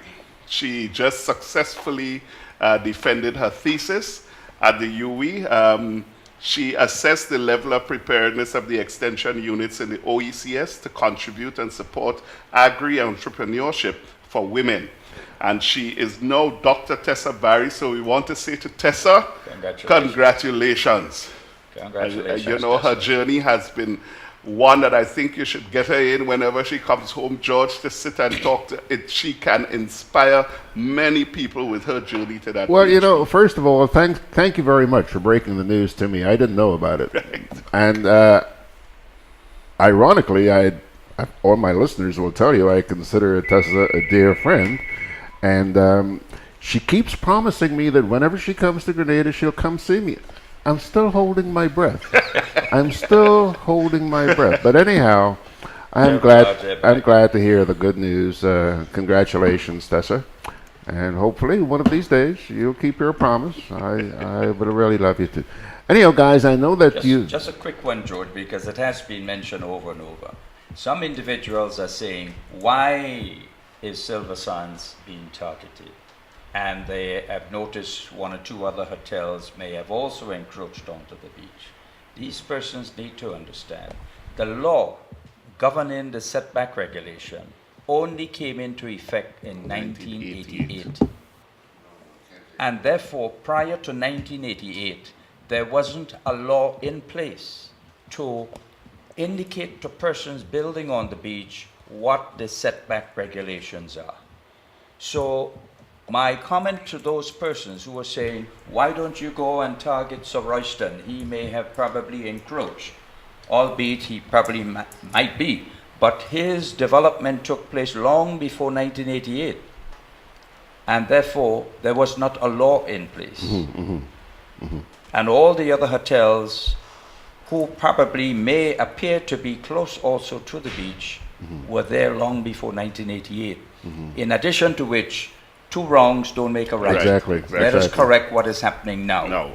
And not Exactly. leave it to say, well, next time. Guys, mistakes are made by all of us.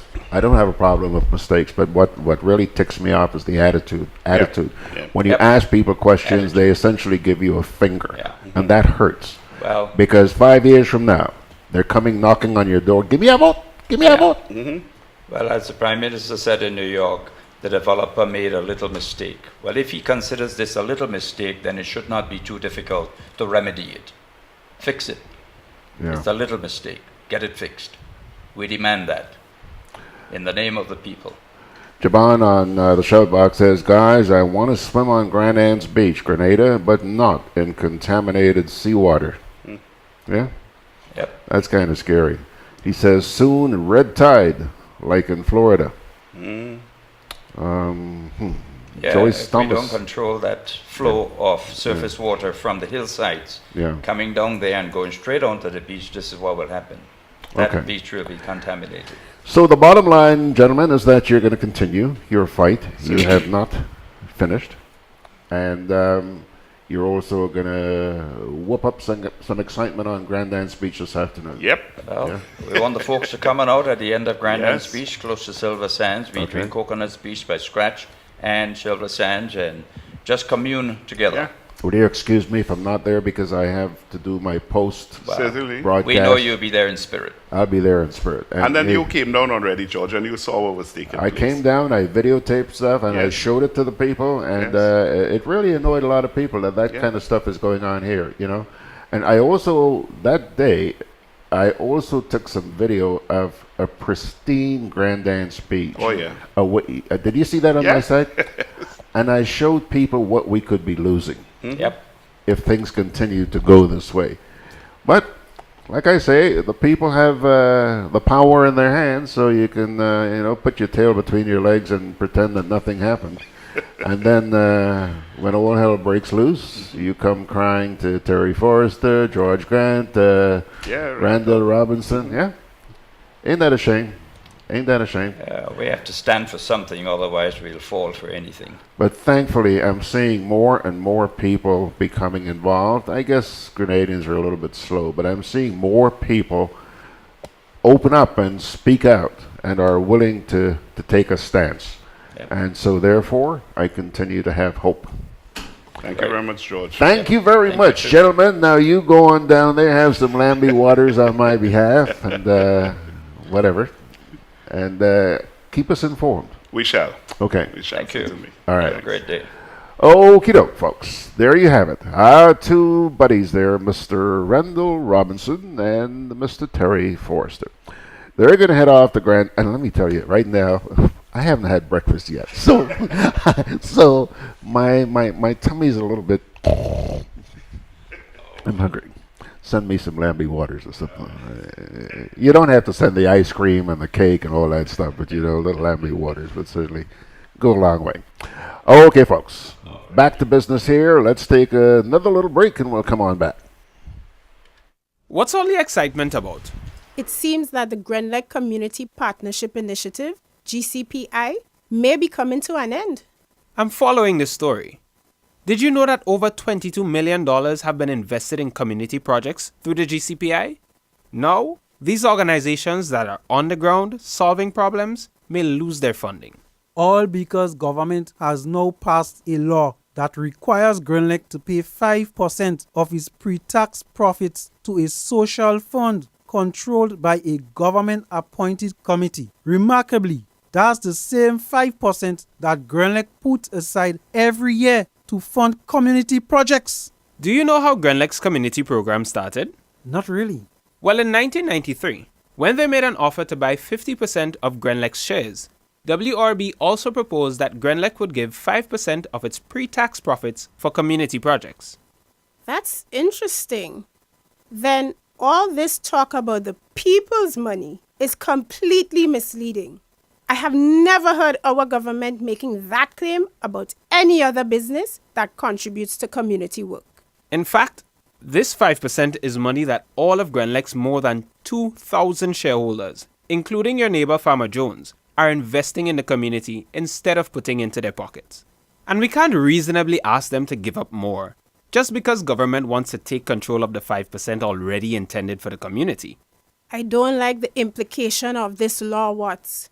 Firstly, Grenlec is the only business in Grenada to which this law applies. Secondly, Grenlec's contributions will go from directly serving community organizations in a non-political, non-partisan manner to one that is subject to political influence. Right now, Grenlec's program is well developed and properly managed. Plus, many communities benefit. I've seen projects for schools, hospitals, elderly and children's homes, even playing fields being lit. And government has always had a say in which projects get funded, because a government representative sits on the GCPI committee. That's true, and we don't understand the reason for the new law. We want to appeal to the government to reconsider it. Grenlec, energizing our Grenada.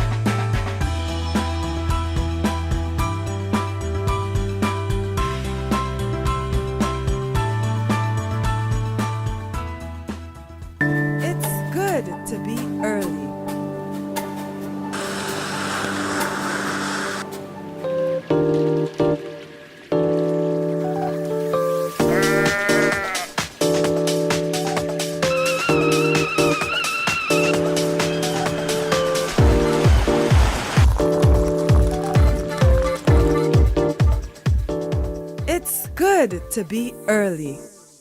Pay your Grenlag bill on time. Conveniently located in the Grenadian Shopping Center, for over 40 years, Food Fair has provided quality service at affordable prices. Now, grocery shopping is made easier and more convenient from the Food Fair web store. Hey, babe. Listen, I need you to go down to Food Fair to get some groceries. All right, no problem. Right away. Thanks, babe. What are you doing? You're supposed to be going Food Fair to get a grocery, man. I am, but didn't you know you can order your groceries online from the Food Fair web store?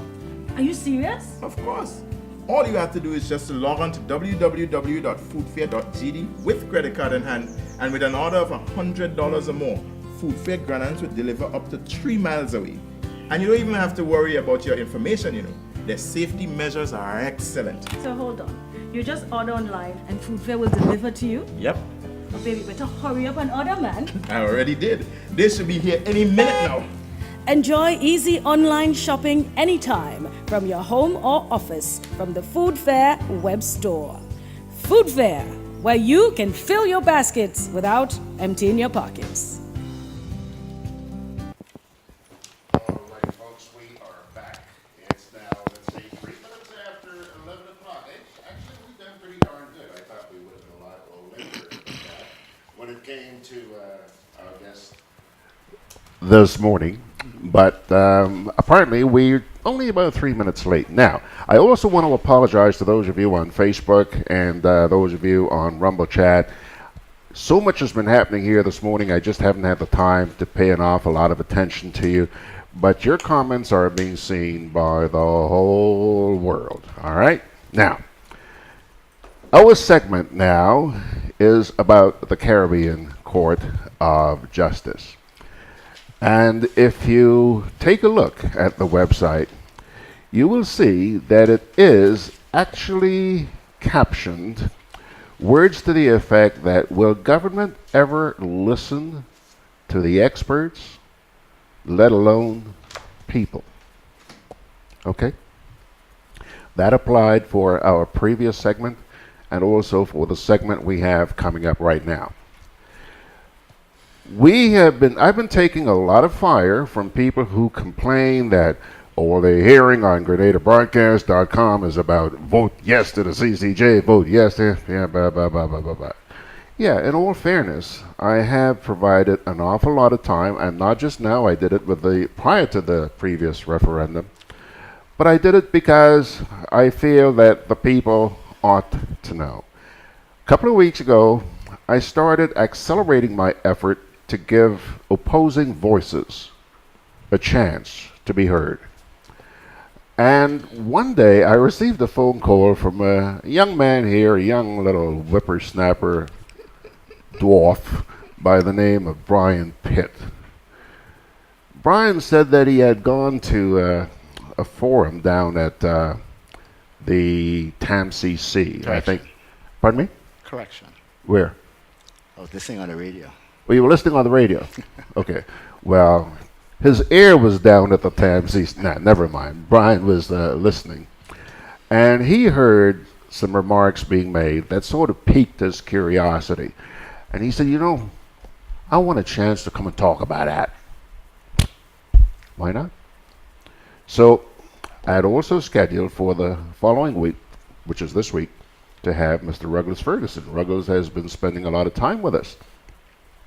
And so Brian and Ruggles are here. Brian is going to share what he heard, and Ruggles, I trust, will respond. And then, during the week, I heard from another whippersnapper gentleman by the name of Mr. James Bristol, who was very vocal in the run-up to the previous referendum. And he has made a bit of a discovery, which he felt that you too ought to know about. So there are people out there who are thinking about you and want you to know their thoughts.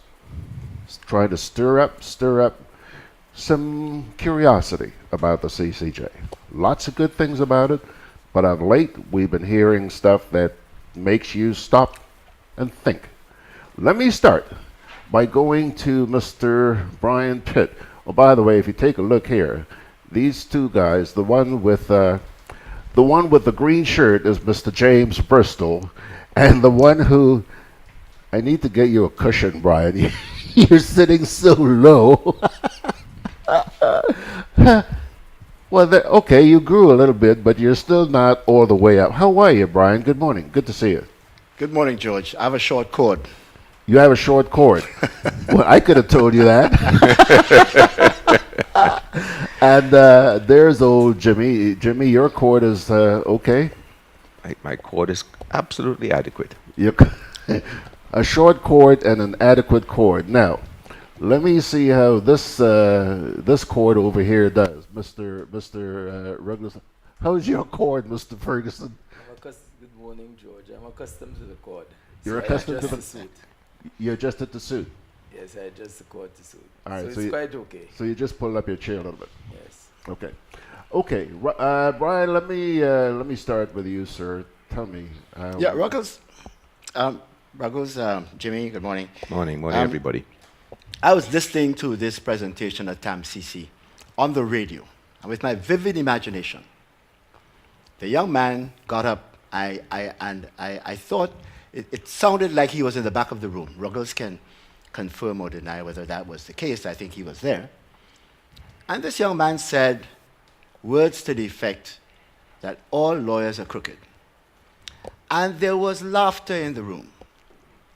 And to me, I also heard laughter from the head table.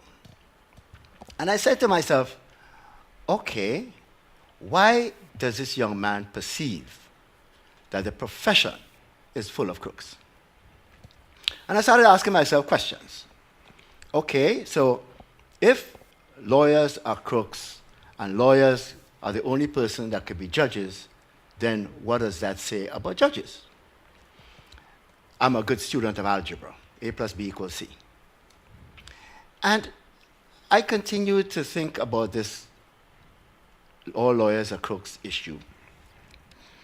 And then I read an article by Sir Ronald Sanders in the News Today, I believe it was, where he said that the court's independence and accessibility and high standard of judgments is important. And he also went on to say its capacity to help local courts deliver justice fairly and rightly. I didn't know there was a word called rightly until I read this. And I said to myself, okay, the conversation that we should be having about the CCJ should be about accountable and transparent governance and justice.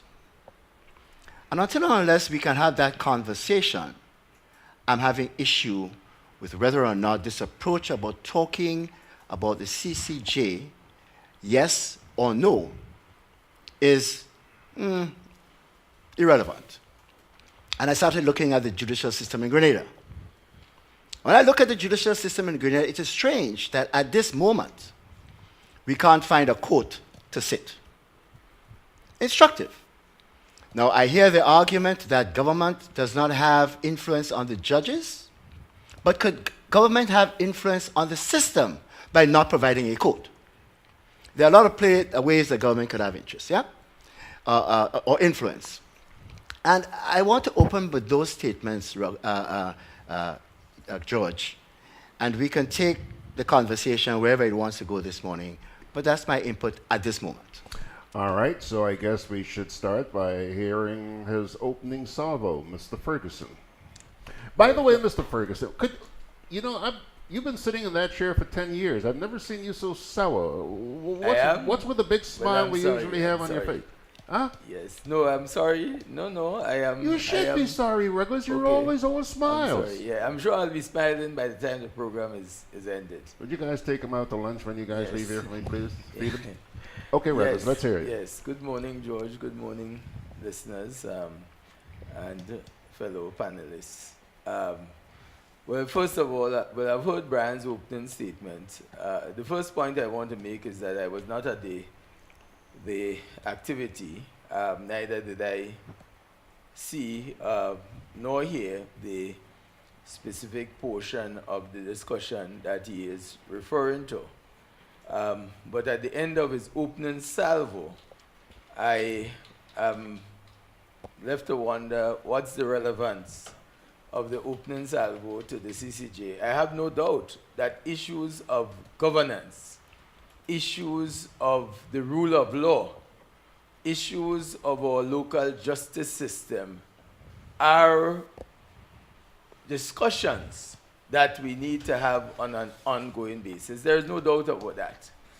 And those are discussions that we have been having over the years since I have been in the profession. And the issue of the Caribbean Court of Justice, for example, and the issue of the local system and what is happening in the local system are two separate and distinct issues.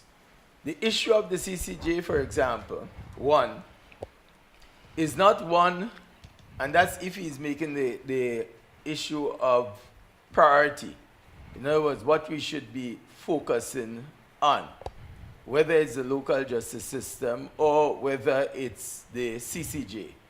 And my own respectful view is that, one, the discussion on the CCJ is not about diverting resources from our local system, whether in the magistrates court or the high court or the court of appeal, to go to constructing a new court for the CCJ, to having employing judges to sit in the CCJ. We are speaking about joining a court, a final court, which will bring greater access to our people, which already exists. George, I hate to interrupt, Mr. Ferguson, but just before, hold on. We're not talking about resources now, huh?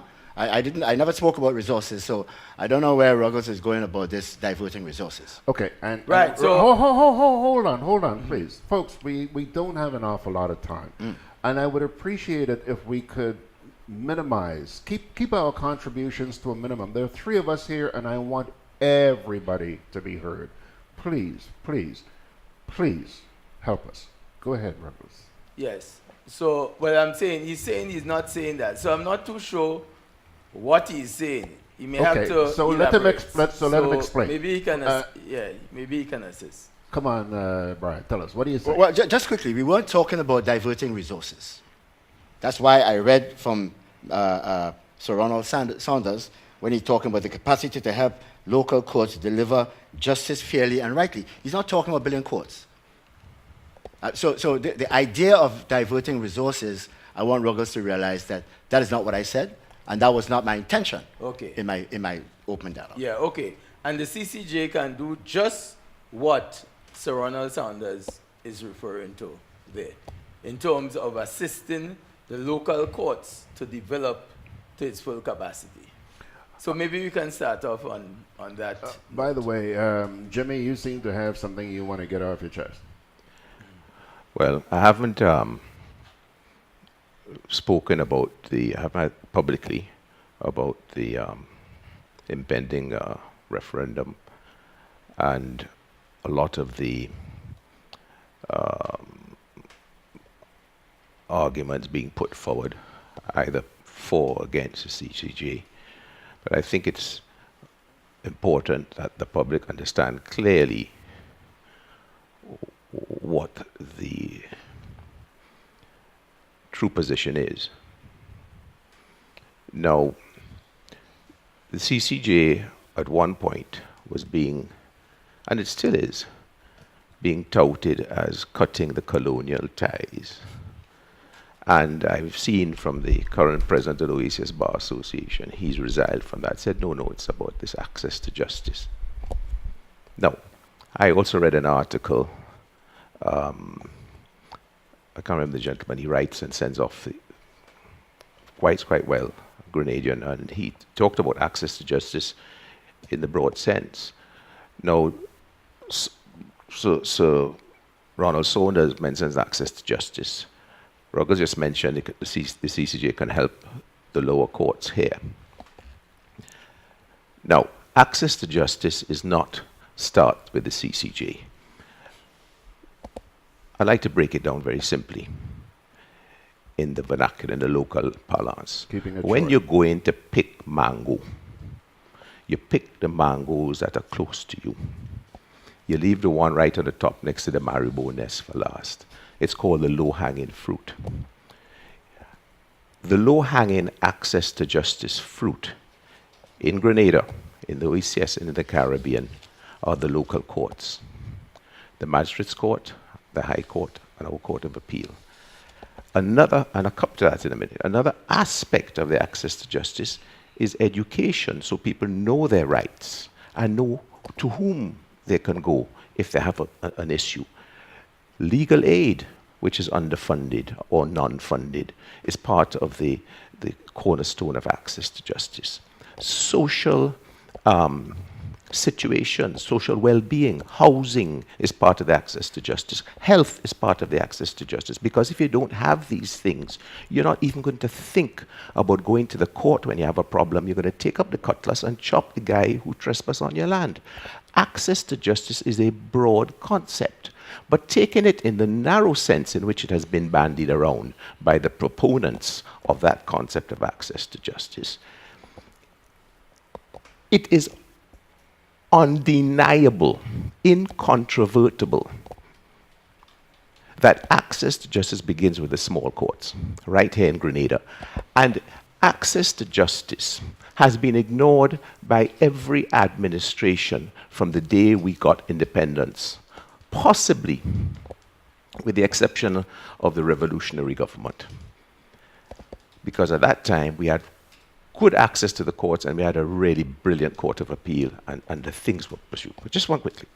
Now, so if you can't get in to the Magistrates Court, or you can't get in now to the High Court because it's shut down for everyone, why are we not even going to get to the CCJ or the Privy Council, as the case may be? We're not going to get there. We haven't even started the race. And the government, and Ruggles knows, because I know the Chief Justice would have spoken to him, because he's been president of the bar long enough, and the OECS bar. When I was president, the OECS governments owed about $18 million funding to the court, and I'm sure they haven't even paid it. That's part of access to justice. They have consciously decided that they are not going to fund the court. This particular government, I have a letter, says they're not funding staff for the court, so you can't get things done. That is we are in a crisis. Okay. Okay? And that, it's a farce and it's an untruth to say that we don't have the issue of access to justice right on the ground in Grenada. Fergie. Well, I cannot agree with Jimmy Moore. This has been the issue of access to justice is an ongoing issue. In fact, governments, it's not $18 million. Right now, it's $22 million. That makes it worse. $22 million. All I'm saying is, and you see, it seems a very attractive argument, because, so Brian starts off with the argument about the perception of lawyers, 1, 2, and Jimmy says, listen, we have issues in terms of our accessing our local court. And I agree 100% with the issue of access, and that is a work in progress. It's not a work in progress, Ruggles. I'm going to interrupt, because nothing has been done for 40 years. Hold on, give me a chance. The issue here is not about you can't access your local court and that work does not need to be done on that. The issue about the CCJ is actually an event. Should we or should we not replace the Privy Council with our own Caribbean Court of Justice? And the fundamental issues here, and that's why I started off by saying it's not a diversion, because if we're speaking about priority and about fixing our local court system, which I've been hearing for the last umpteen years, and which has been a constant struggle and work in progress, the fact remains, undeniably so, and I want anybody here to tell me differently, that the accessing, which is part and parcel of the issue, our final court, is part of access to justice. And 1, it is not that it the local courts are being abandoned because we are putting all the resources into building a new final court. And that's exactly the point I'm making. And secondly, this point about fixing our local system first, as I describe it, it's a superficially attractive argument, especially for the man in the street, because the man in the street understands the problems that he or she encounters with the local court system, and therefore it can have attraction. But, and give me a chance to finish, please. I'm giving everybody else a chance. No distractions when I'm on the floor. Ruggles, okay? Ruggles, So yes, what but I'm saying, yes, Ruggles, but yes. your contributions are forever very, very long. I have to admit that. Okay, Please, so please. but you see, George, I know I'm in a hostile environment now. Oh but my goodness. it's Forget either about- whether you hey, want hey, me come on, to come on, speak come on, come on. or Don't go there, not I'm speak. baffled. Don't What go I'm there. saying, when the other callers speak, I'm not interrupting them. Ruggles, I'm not interrupting. you see what I mean? I run the program and I can't even get a word in. All right, well, go ahead. The point I'm making, Ruggles, this is not law ahead. made simple where you have an hour to go all by yourself, Well, Ruggles. go ahead, go ahead. This is where we try to bring other people in so their voices can be heard. Right. If you're Go going to ahead, make a no, when you go ahead, contribution, you're running the program. if You you're go going to ahead. make a contribution, Ruggles, it doesn't have to be that long. Everybody else wants a say. Go ahead, please, Jimmy. May I just say this in response to Ruggles? I'm glad he agreed with you, but this is where they're fooling the people. To say to the people of Grenada, we must now concentrate our efforts and bring our minds to bear on a problem that doesn't require solving now. In fact, it's not even a problem. Why are we ignoring the thousands of people who daily need to get into the court system and hankering after a politically driven desire to remove the Privy Council as our final appellate court? No way it can be justified. It may come in due course, but right now we've got to fix the small problems, in fact, the big problems with the small courts, before we could get onto something that is working, doesn't cost us a cent, and is acknowledged as one of the best courts in the world. There's no two ways about that. And if we want to get into the other arguments about political interference, I have a lot of evidence and a lot of things I can show which tend to show that that is something to be afraid of. Thank you.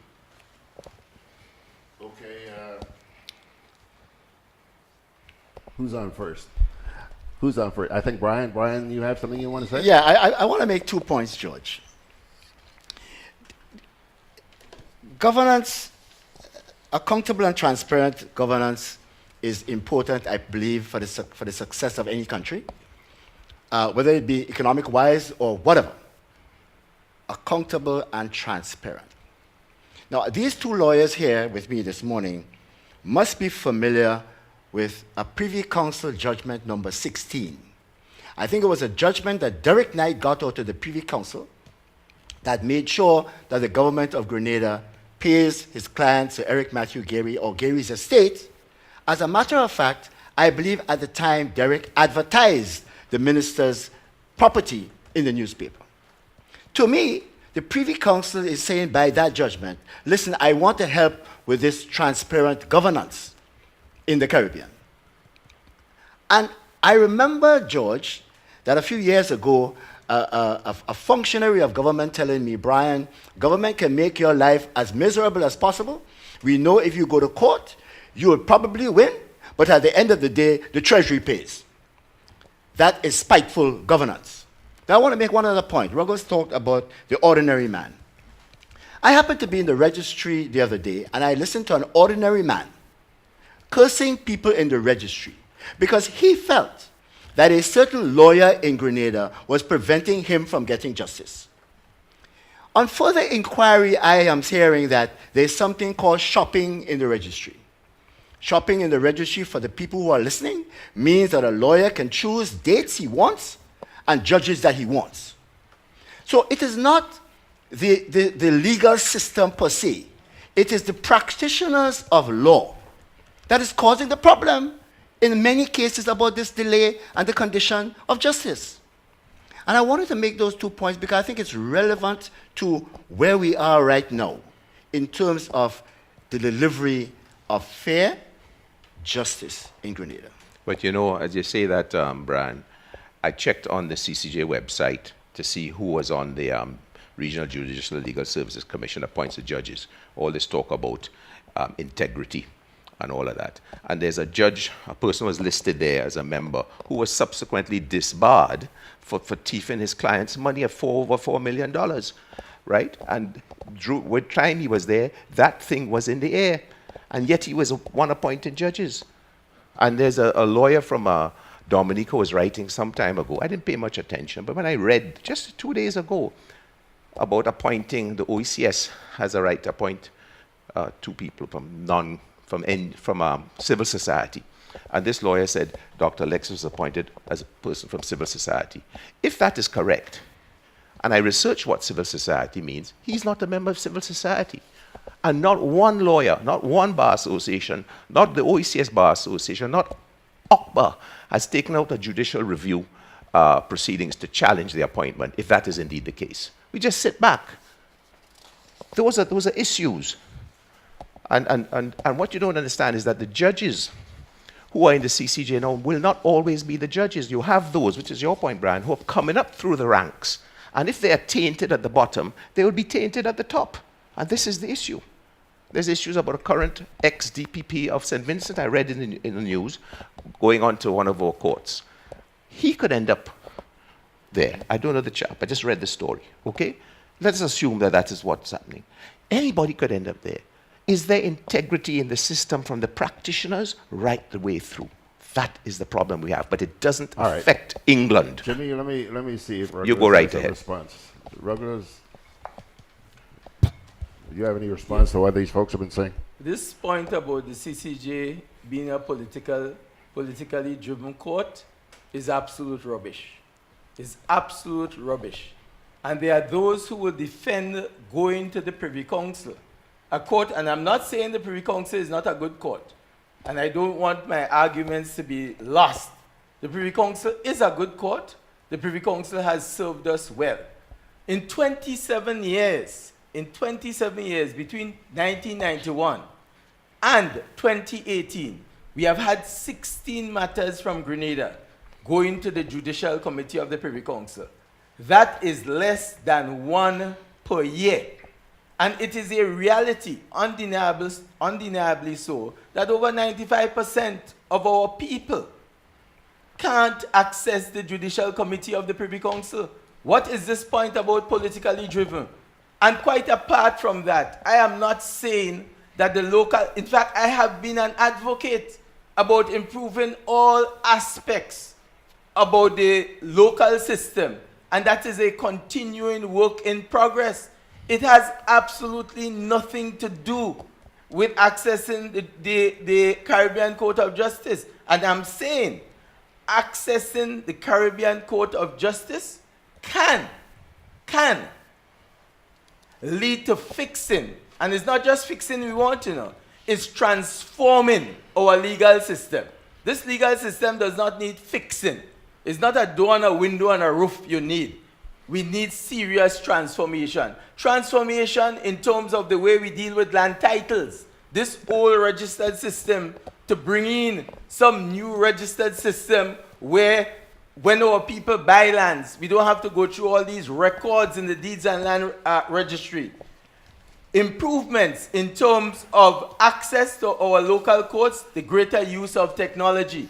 Transcribing records from the Magistrates Court, the High Court, that we can use at the level of the Court of Appeal. And George, these people who come out seasonally and speak about justice, you only hear about them certain convenient times. They come out when it is in their own self-interest. You know the kind of things that the people complain about there? About the lawyers who been dominating the market, doing mortgages, conveyances. That's the kind of things people complaining about. That's the crooked lawyers people talk about. That is their perception. And all lawyers get painted. We have people, I know at the end of it, we have all kind of people who go on the bench. And you will have that. I know lawyers who abuse women, have beaten their wives, and have acted on the OECS Supreme Court. I remember a hotelier calling me once angry, speaking about the wife of that particular individual who ran into his hotel one night, bruised and beaten, and he made it to the Eastern Caribbean Supreme Court. These things happen. It does not mean the Eastern Caribbean Supreme Court is a bad court. There's a magistrate here who for years abused people, sent people to jail every day. You never heard them once. You never heard them once. But they come out now conveniently, a lot of them. Thank you. Just speaking seasonally. Okay, Fergie. A couple of people want to say something here. First of all, I'll go with you, Brian. Shoot.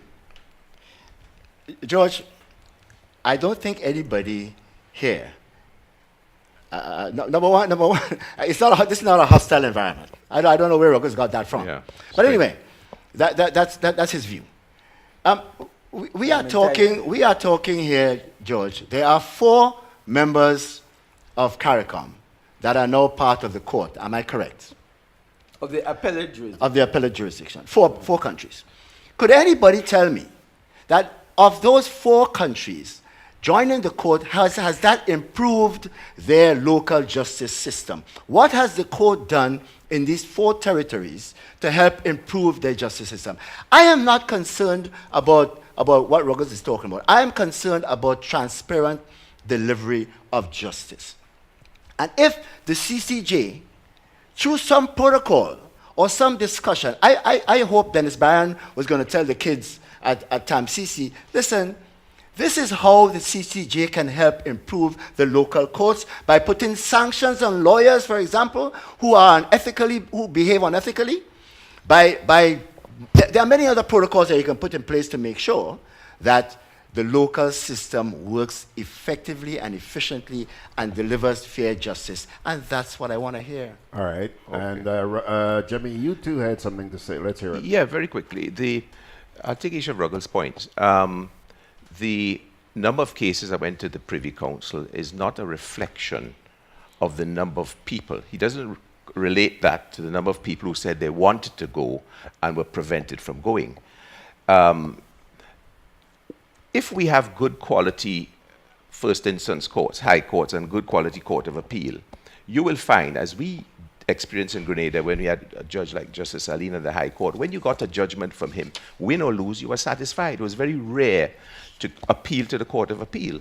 And when we got to the Court of Appeal, when we had to have a very strong Court of Appeal, I remember Justice Flosack, a lot of people used to be really satisfied, so very few people, of those who went to the Court of Appeal, actually wanted to go any further because they were satisfied, because the quality of justice, the transparency, the way people were dealt with was top-notch. So there's no need. Come to the other point. The CCJ has absolutely nothing to do with our land registry system. That's a matter for the government. And despite this being evident for 30 years, I'm almost 30 years old, they've done nothing. The fixing of the courts doesn't need the CCJ to do it. We can do it. This is a matter for the government of any individual country. It has nothing to do with the CCJ. So that's my answer to those 3 points. Again, and I'm not saying that the government the CCJ has anything to do with our land system. What I'm simply saying is that there are several matters that we need to fix, as people say, I say transform, in terms of our local system. Land registry is part of them. What is the complaint you hear most as far as our local legal system is concerned? Delays. Delays in matters going through the system. I'm saying the CCJ has introduced a new culture, and it has dealt with Barbados firmly on this issue of delays. Fixing your local system. I'm saying when you have an apex court that breathes down your throat in the region, it makes justice more effective. And all that I'm saying, I'm not saying that the local court doesn't need fixing, I'm not saying that. In fact, I've been saying that for years, that it needs fixing, and when it needs fixing now. The distinction I am making is that the issue about the CCJ has unfortunately got mixed in that argument and is becoming a victim of it. In other words, fix it first and then we go to the CCJ. That is a formula for never going to our final court, in which people, including poor people, will have more access to justice at the highest level. And access to justice, by the way, is not just access to your magistrate's court or your high court or your court of appeal. A man who is dissatisfied with a decision of the court of appeal, a man who is dissatisfied must be able to take his case further if he so wishes. So access to justice includes access to your apex court, and if 95% of your people can't go to your apex court, then you don't have access to justice, at least at that level. All right, Fergie, I'll tell you what, and Brian and Jimmy, I have to pay some bills here. Just give me half a sec, and we will return after these breaks.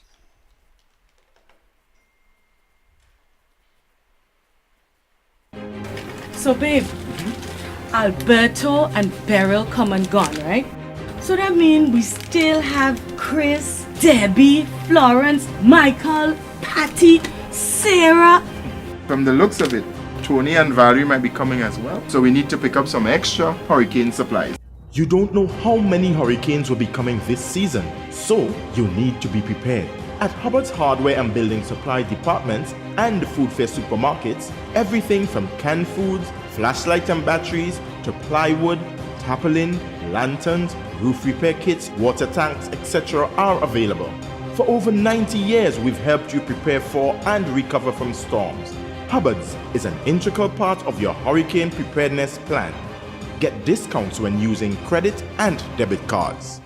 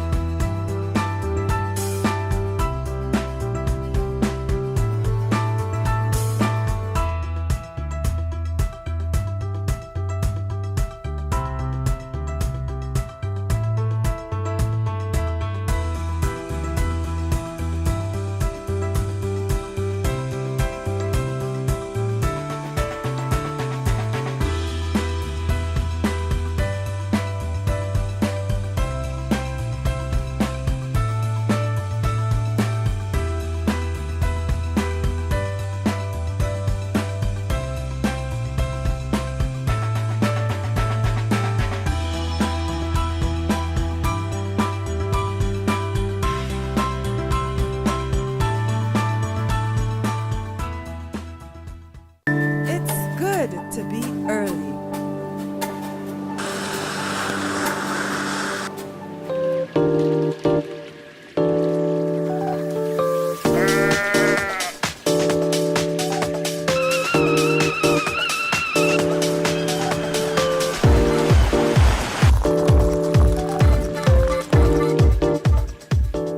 It's good to be early. Pay your GrenadaBroadcast bill on time. Grenada Market has now introduced the Prime products to online shoppers in the UK via Amazon.co.uk. Zeberpick, Nutmeg, Wabande and Mobiback are now available, with more products being added gradually. These products are shipped across the UK and Europe free of charge for Amazon Prime members and backed by Amazon's reputable customer service. Avoid international shipping.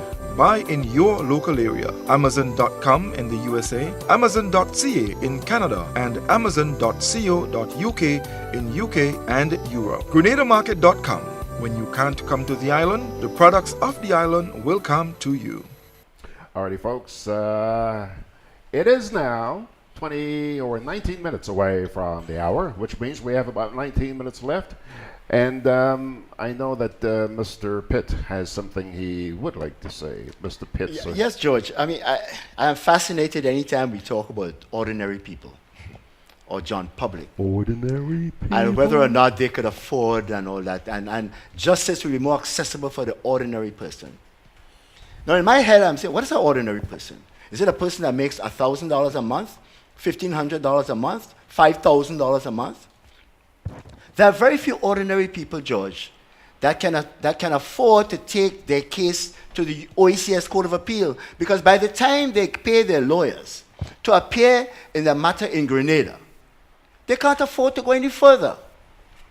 So the legal fees is an issue, and that is an issue that the CCJs cannot cover. But the whole idea of the accessibility of justice through the CCJ being in the Caribbean could give access to justice to the ordinary man is a fallacy. Those people who can afford to access the Privy Council in the past are the same people that would be able to afford to access the CCJ, if the numbers are correct. And I believe the numbers are correct. Fergie? Yes, well, I can't disagree with Brian Moore on this one.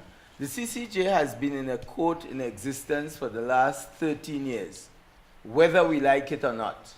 It's not just about a court that is replacing the Judicial Committee of the Privy Council.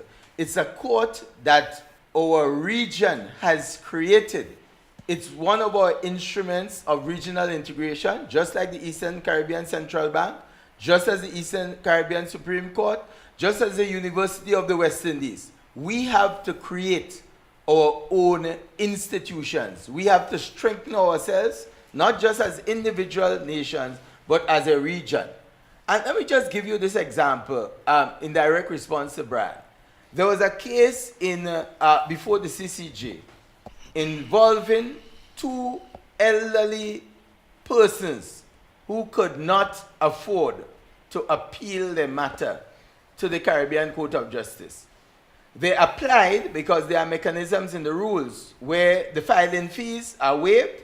The CCJ waived the filing fees, and then they contacted the Guyana Bar Association to get lawyers to represent both the appellant and the respondent. And they heard it, as they can do, and the rules allow, they heard it via video conference. These two people did not have to pay 1 cent.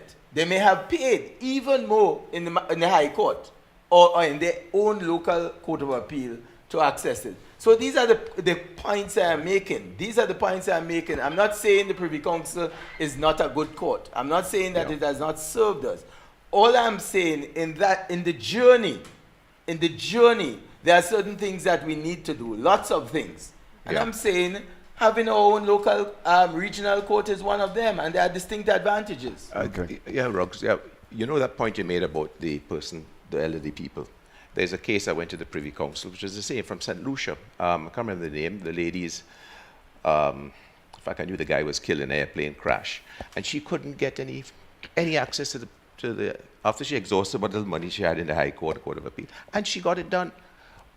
Lawyers in England did it for free. Privy Council waived everything. And she won, and there's a landmark case out of St. Lucia. So it works all over. The other little thing that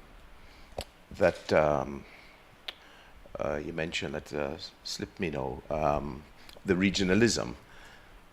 Look, it's great to have regional bodies, you know. I'm a fan of the OECS. I'm not a fan of CARICOM because the OECS works. We have the same bank, harmonious legislation, currency, free movement in the real sense. You could just get up and go. CARICOM doesn't have that.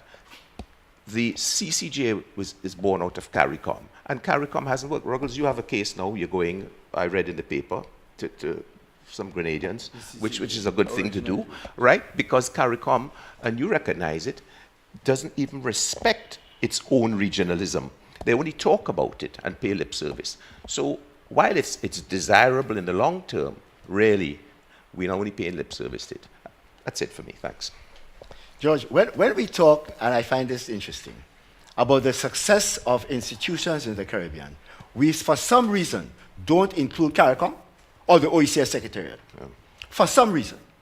Now, these bodies have been around for a long period of time, and to be quite honest with you, have not functioned to the expectation of the people.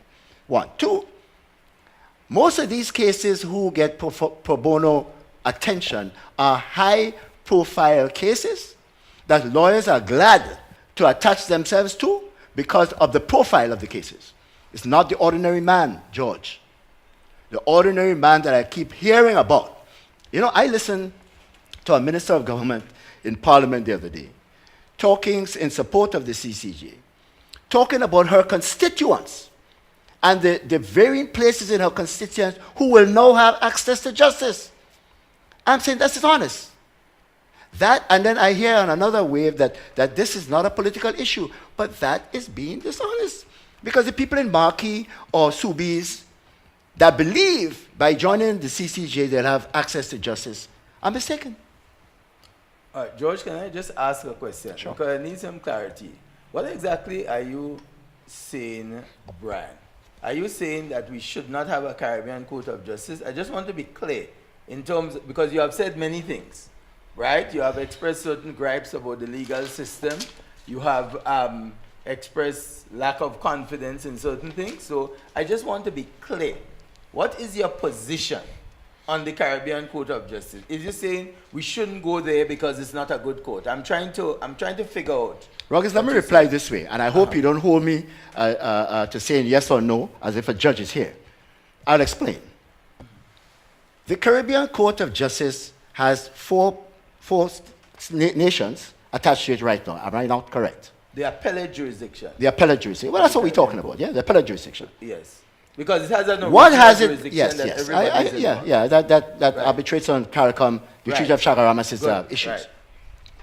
What has it done to improve the justice system in these four countries? I'm not saying that we shouldn't have the court, Ruggles. I'm not saying that the court is not needed right now. I'm saying give me good reason to vote yes when I go to because I know that if I vote yes, the decisions of the court will improve governance and improve justice in Grenada.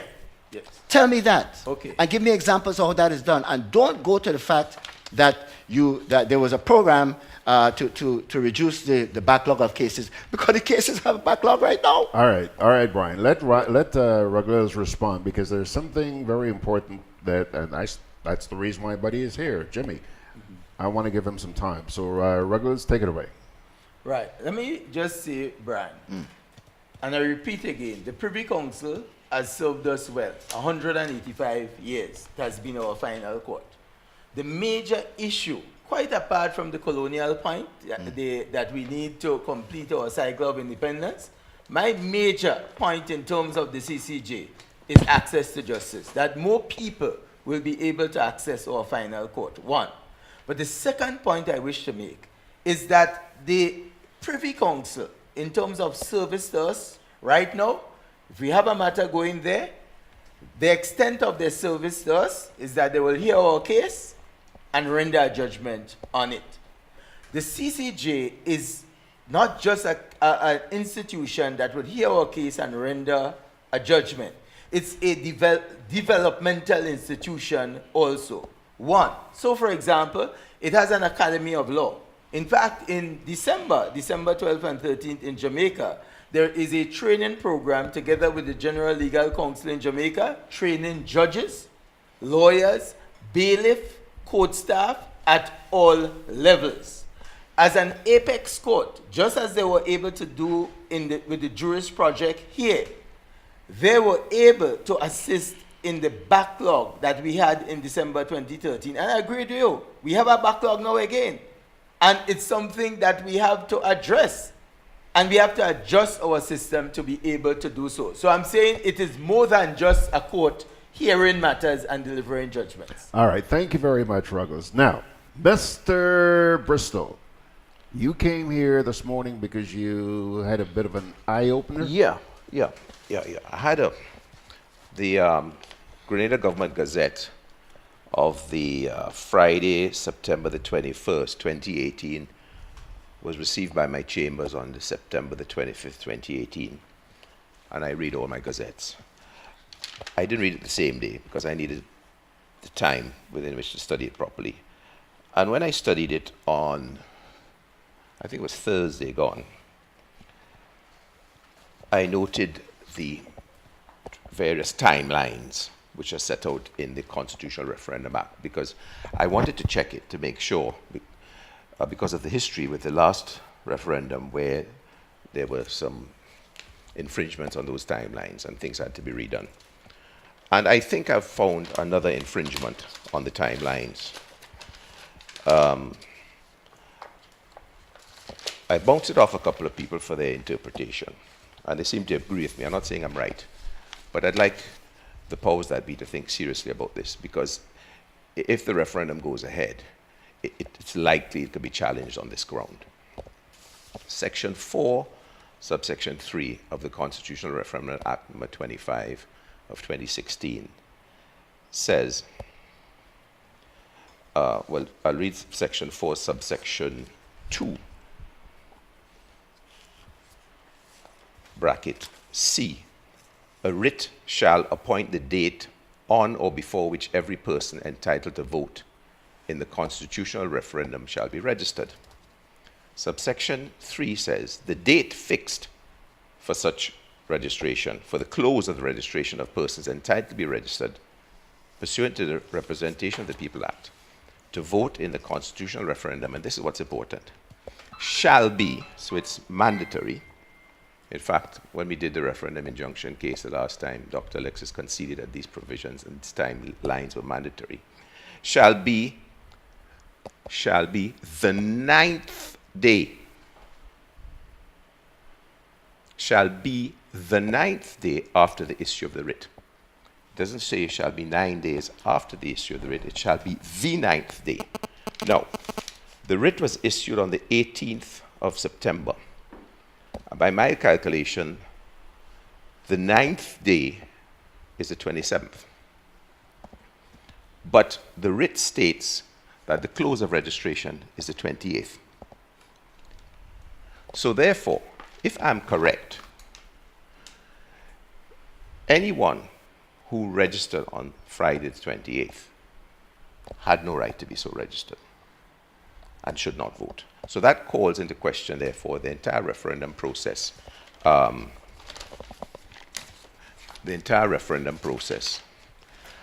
Because it means people not eligible to vote will be voting or would have voted.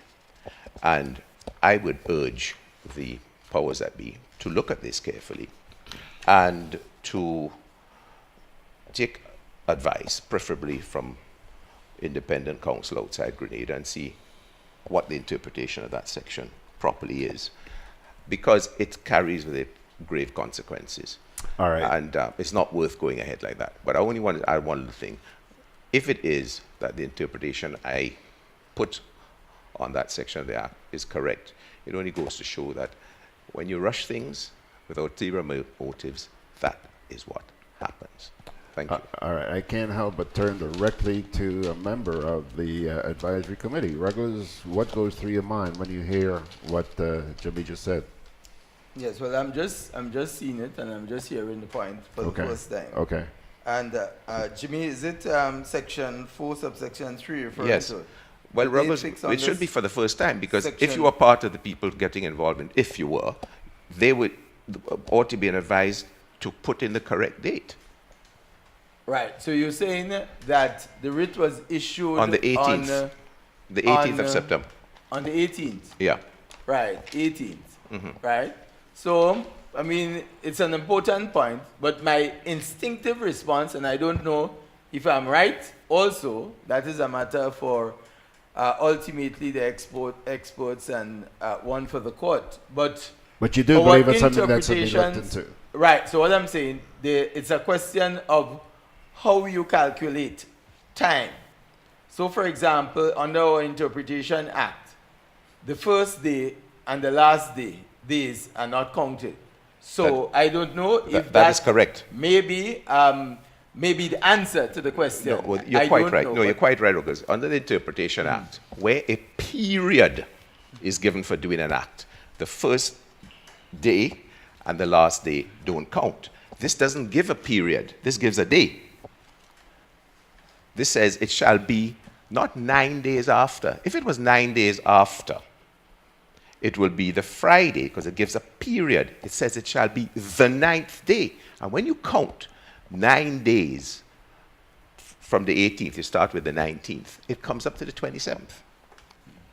This is the difference. Yeah, but I've taken up. I'm saying they should really check it out, because when the referendum is held, and depending on the result, whoever is aggrieved may very well invoke the remedies under the rules to challenge the outcome. George, you know what this says? And it's interesting, listen to the two lawyers here, that law is written, but judges interpret laws. Yes. And that is why it is so important that we have reputable, credible people sitting as judges, because they have to decide whether Ruggles is right or Jimmy is right. Right? And let me add to that, Brian. Even at the Privy Council, a point like this goes, 5 judges, 3 might rule one way, 2 another way. That's just the nature of law. As the saying goes, the final court is right, not because it is necessarily right, but because it's the final court. Because you can't go any higher. Precisely. But one other point I want to make, George, before we are getting close to breaking up. At the end of the last election in Grenada, both CARICOM and the OECS Secretariat, or OAS, had some recommendations to fix the system. Have we fixed or take on any of those recommendations to fix the system? Not to my knowledge. I could answer. Not to my knowledge. But there were serious matters had to be fixed. So we're going into another vote with the same system. And that's what I'm going to ask all three of you.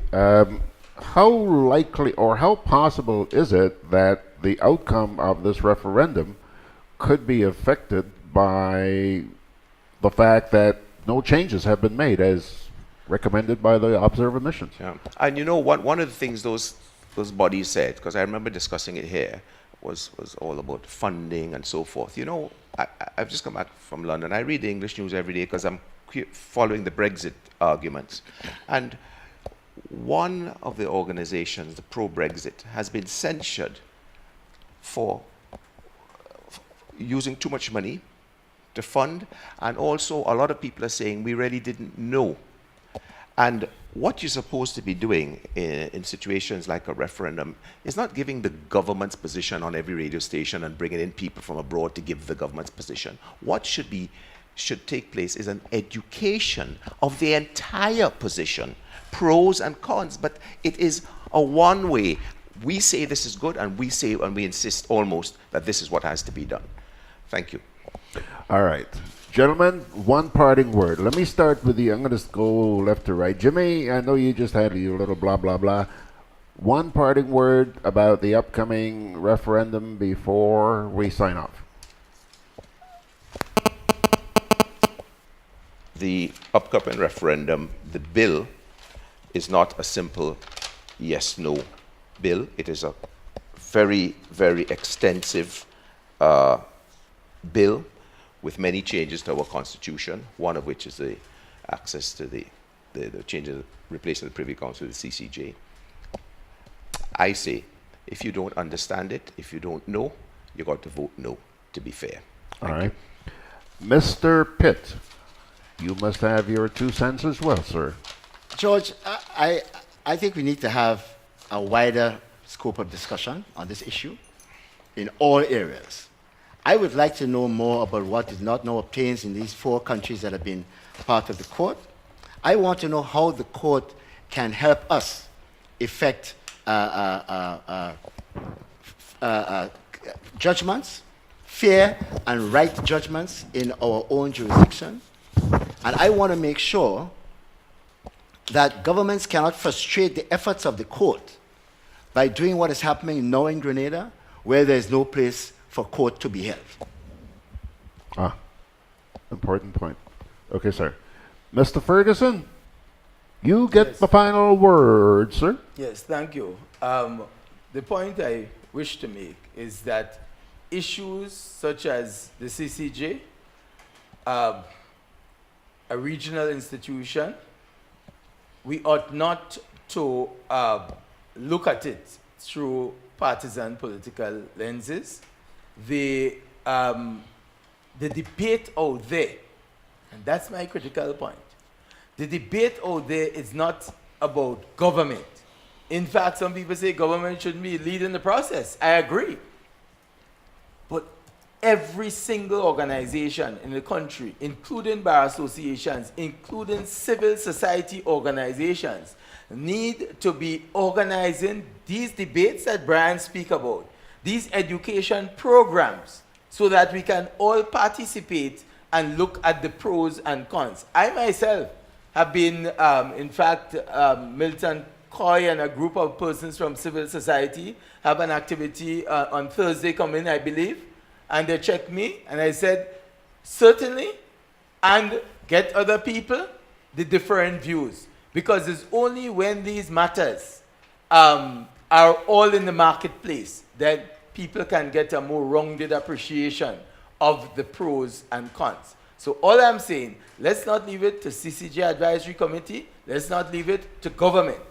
Let us take the mantle and organize our own sessions, our own debates, and raise the issues and concerns that we have. Okay, just let me say this, after the last referendum, I heard it said that perhaps more time should be spent educating the people and all that stuff, okay? I mean, despite all that was done in the run-up to the last election, and now a lot more is being done, and thanks to guys like you, Jimmy, and Brian, I'm hearing a lot of things, and Jerry Edwin, you guys are opening my eyes to a lot of stuff I never even thought of in the last referendum. But I have to ask myself, where does it end? Because I'm hearing here again this morning, they were saying, you know, we really need to take our time and study this and study that. I mean, you could go on ad infinitum, huh? That's the point I'm trying to make. Where does it end? Right. Okay? Despite the fact that there are legitimate concerns, you know something? The majority of the people I meet want to see the CCJ happen. They do. But they just have some concerns. And something that bothers me personally is that even though I'm hearing of all these concerns, I'm hearing the proponents of the CCJ keep telling us why we should have the CCJ. This is good for you. It's like a tonic, you know. Well, damn it. Address my concerns. I might feel a little better. That is the issue I have, Ruggles. You know, I don't have a car. I walk. I meet a lot of people. And that's what they're telling me on the street, Ruggles. They want the CCJ. But they find that you guys trying too hard, man. How come they had to try? If the CCJ that good, why all you had to try so hard, boy? Huh? You know why you have to try so hard, George? Because it's going to a referendum. It's going to a referendum. Barbados didn't need it. Guyana didn't need it. Belize didn't need it. Dominica didn't need it. Grenada needs it. So, of course, you have to engage in public education out there. And once you engage in that, millions of issues will arise that you have to address.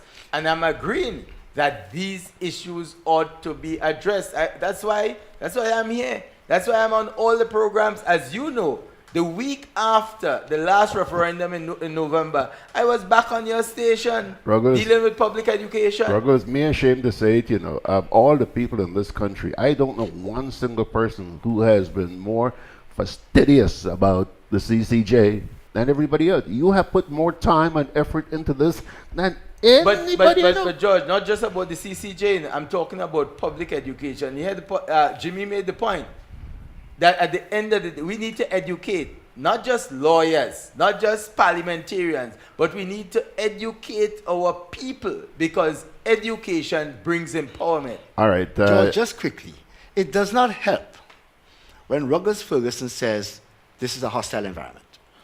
It does not help when Ruggles Ferguson says on another program, obviously disappointed in the other lawyers and the Bar Association in Grenada, that this is one man can take this thing to the distance. That does not help. One man what? One man can take it to the. I heard you talk about one man the other night on a program with Godfrey. You obviously just seem to be disappointed with the approach of the Bar Association or the involvement of all the lawyers. Right. Yeah. Let me tell you what I'm disappointed with. Sure. So you could be absolutely clear. I am disappointed with those, and I always say it, and I'm saying it again today, to those who just sit back and complain, identify the problem, and not do anything to help to solve it. That's my problem. That alone is a different program. If you want to have us discuss that alone, I'm willing to come on a program. All right. But that's the problem that I have. Did I just hear an invitation from Ruggles to sit with you? Jimmy, you coming back? Once I can help. Once you can, Brian, you coming back? Yeah, once there's reasonable dialogue and Ruggles doesn't say it's a hostile environment. Yeah, if it's going to be conducted in a Well, it's not a hostile environment, Ruggles. Well, I have the right. Sure. Say that. You may not agree with me. Sure. All right. Okay, gentlemen. Thank you very much. I really, really, honestly do appreciate this hostile environment. No, seriously. I mean, Ruggles and I have been going at it for 10 years. Comes in here at 30 seconds before 8 o'clock at night and expect me to be smiling when he knows that my diaper is soaking wet. He knows you that well. Thanks a lot, guys. I've been chatting here this morning with Mr. Brian Pitt, with Mr. Ruggles Ferguson, and with Mr. Jimmy Bristol. And I'll tell you what, why don't we take a little break here and come back and wrap it up. It's good to be early.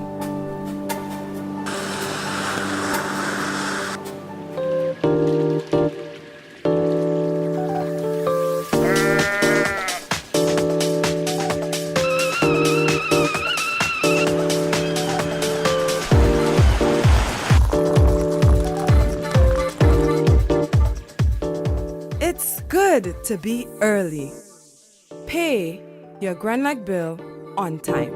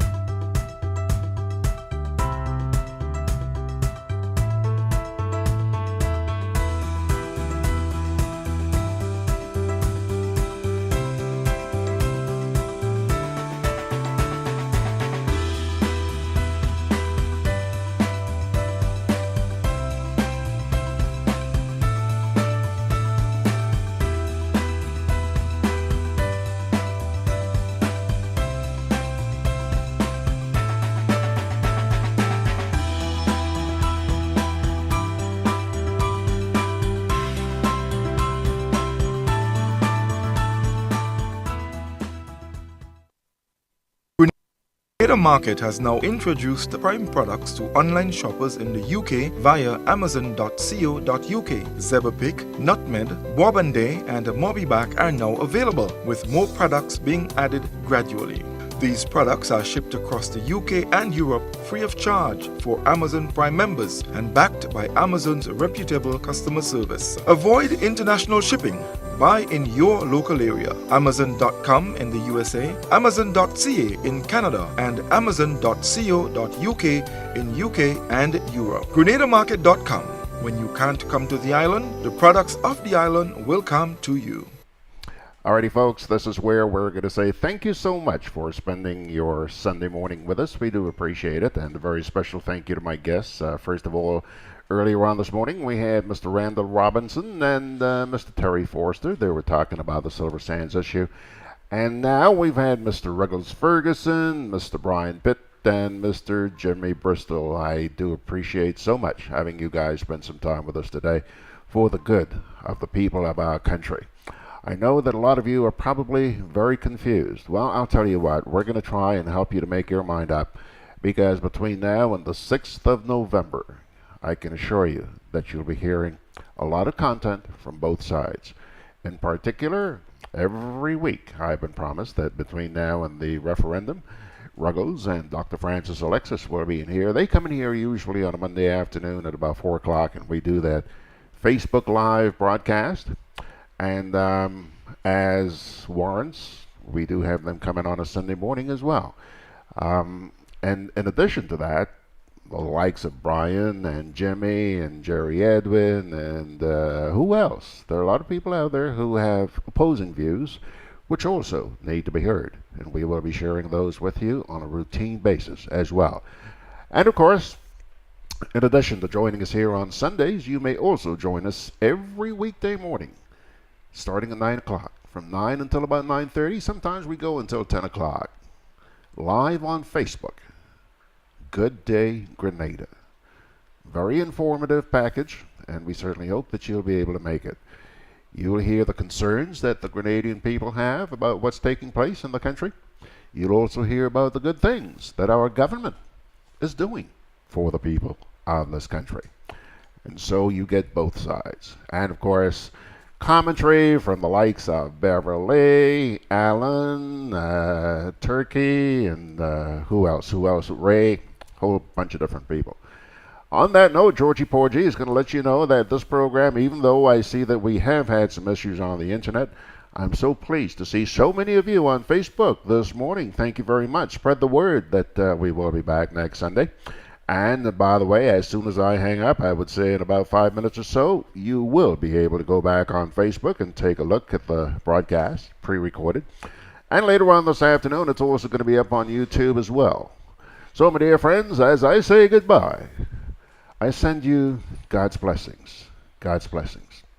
And I want you to know that He really and truly does love you and will answer your prayers if only you believe. On that note, thanks for watching. Bye-bye.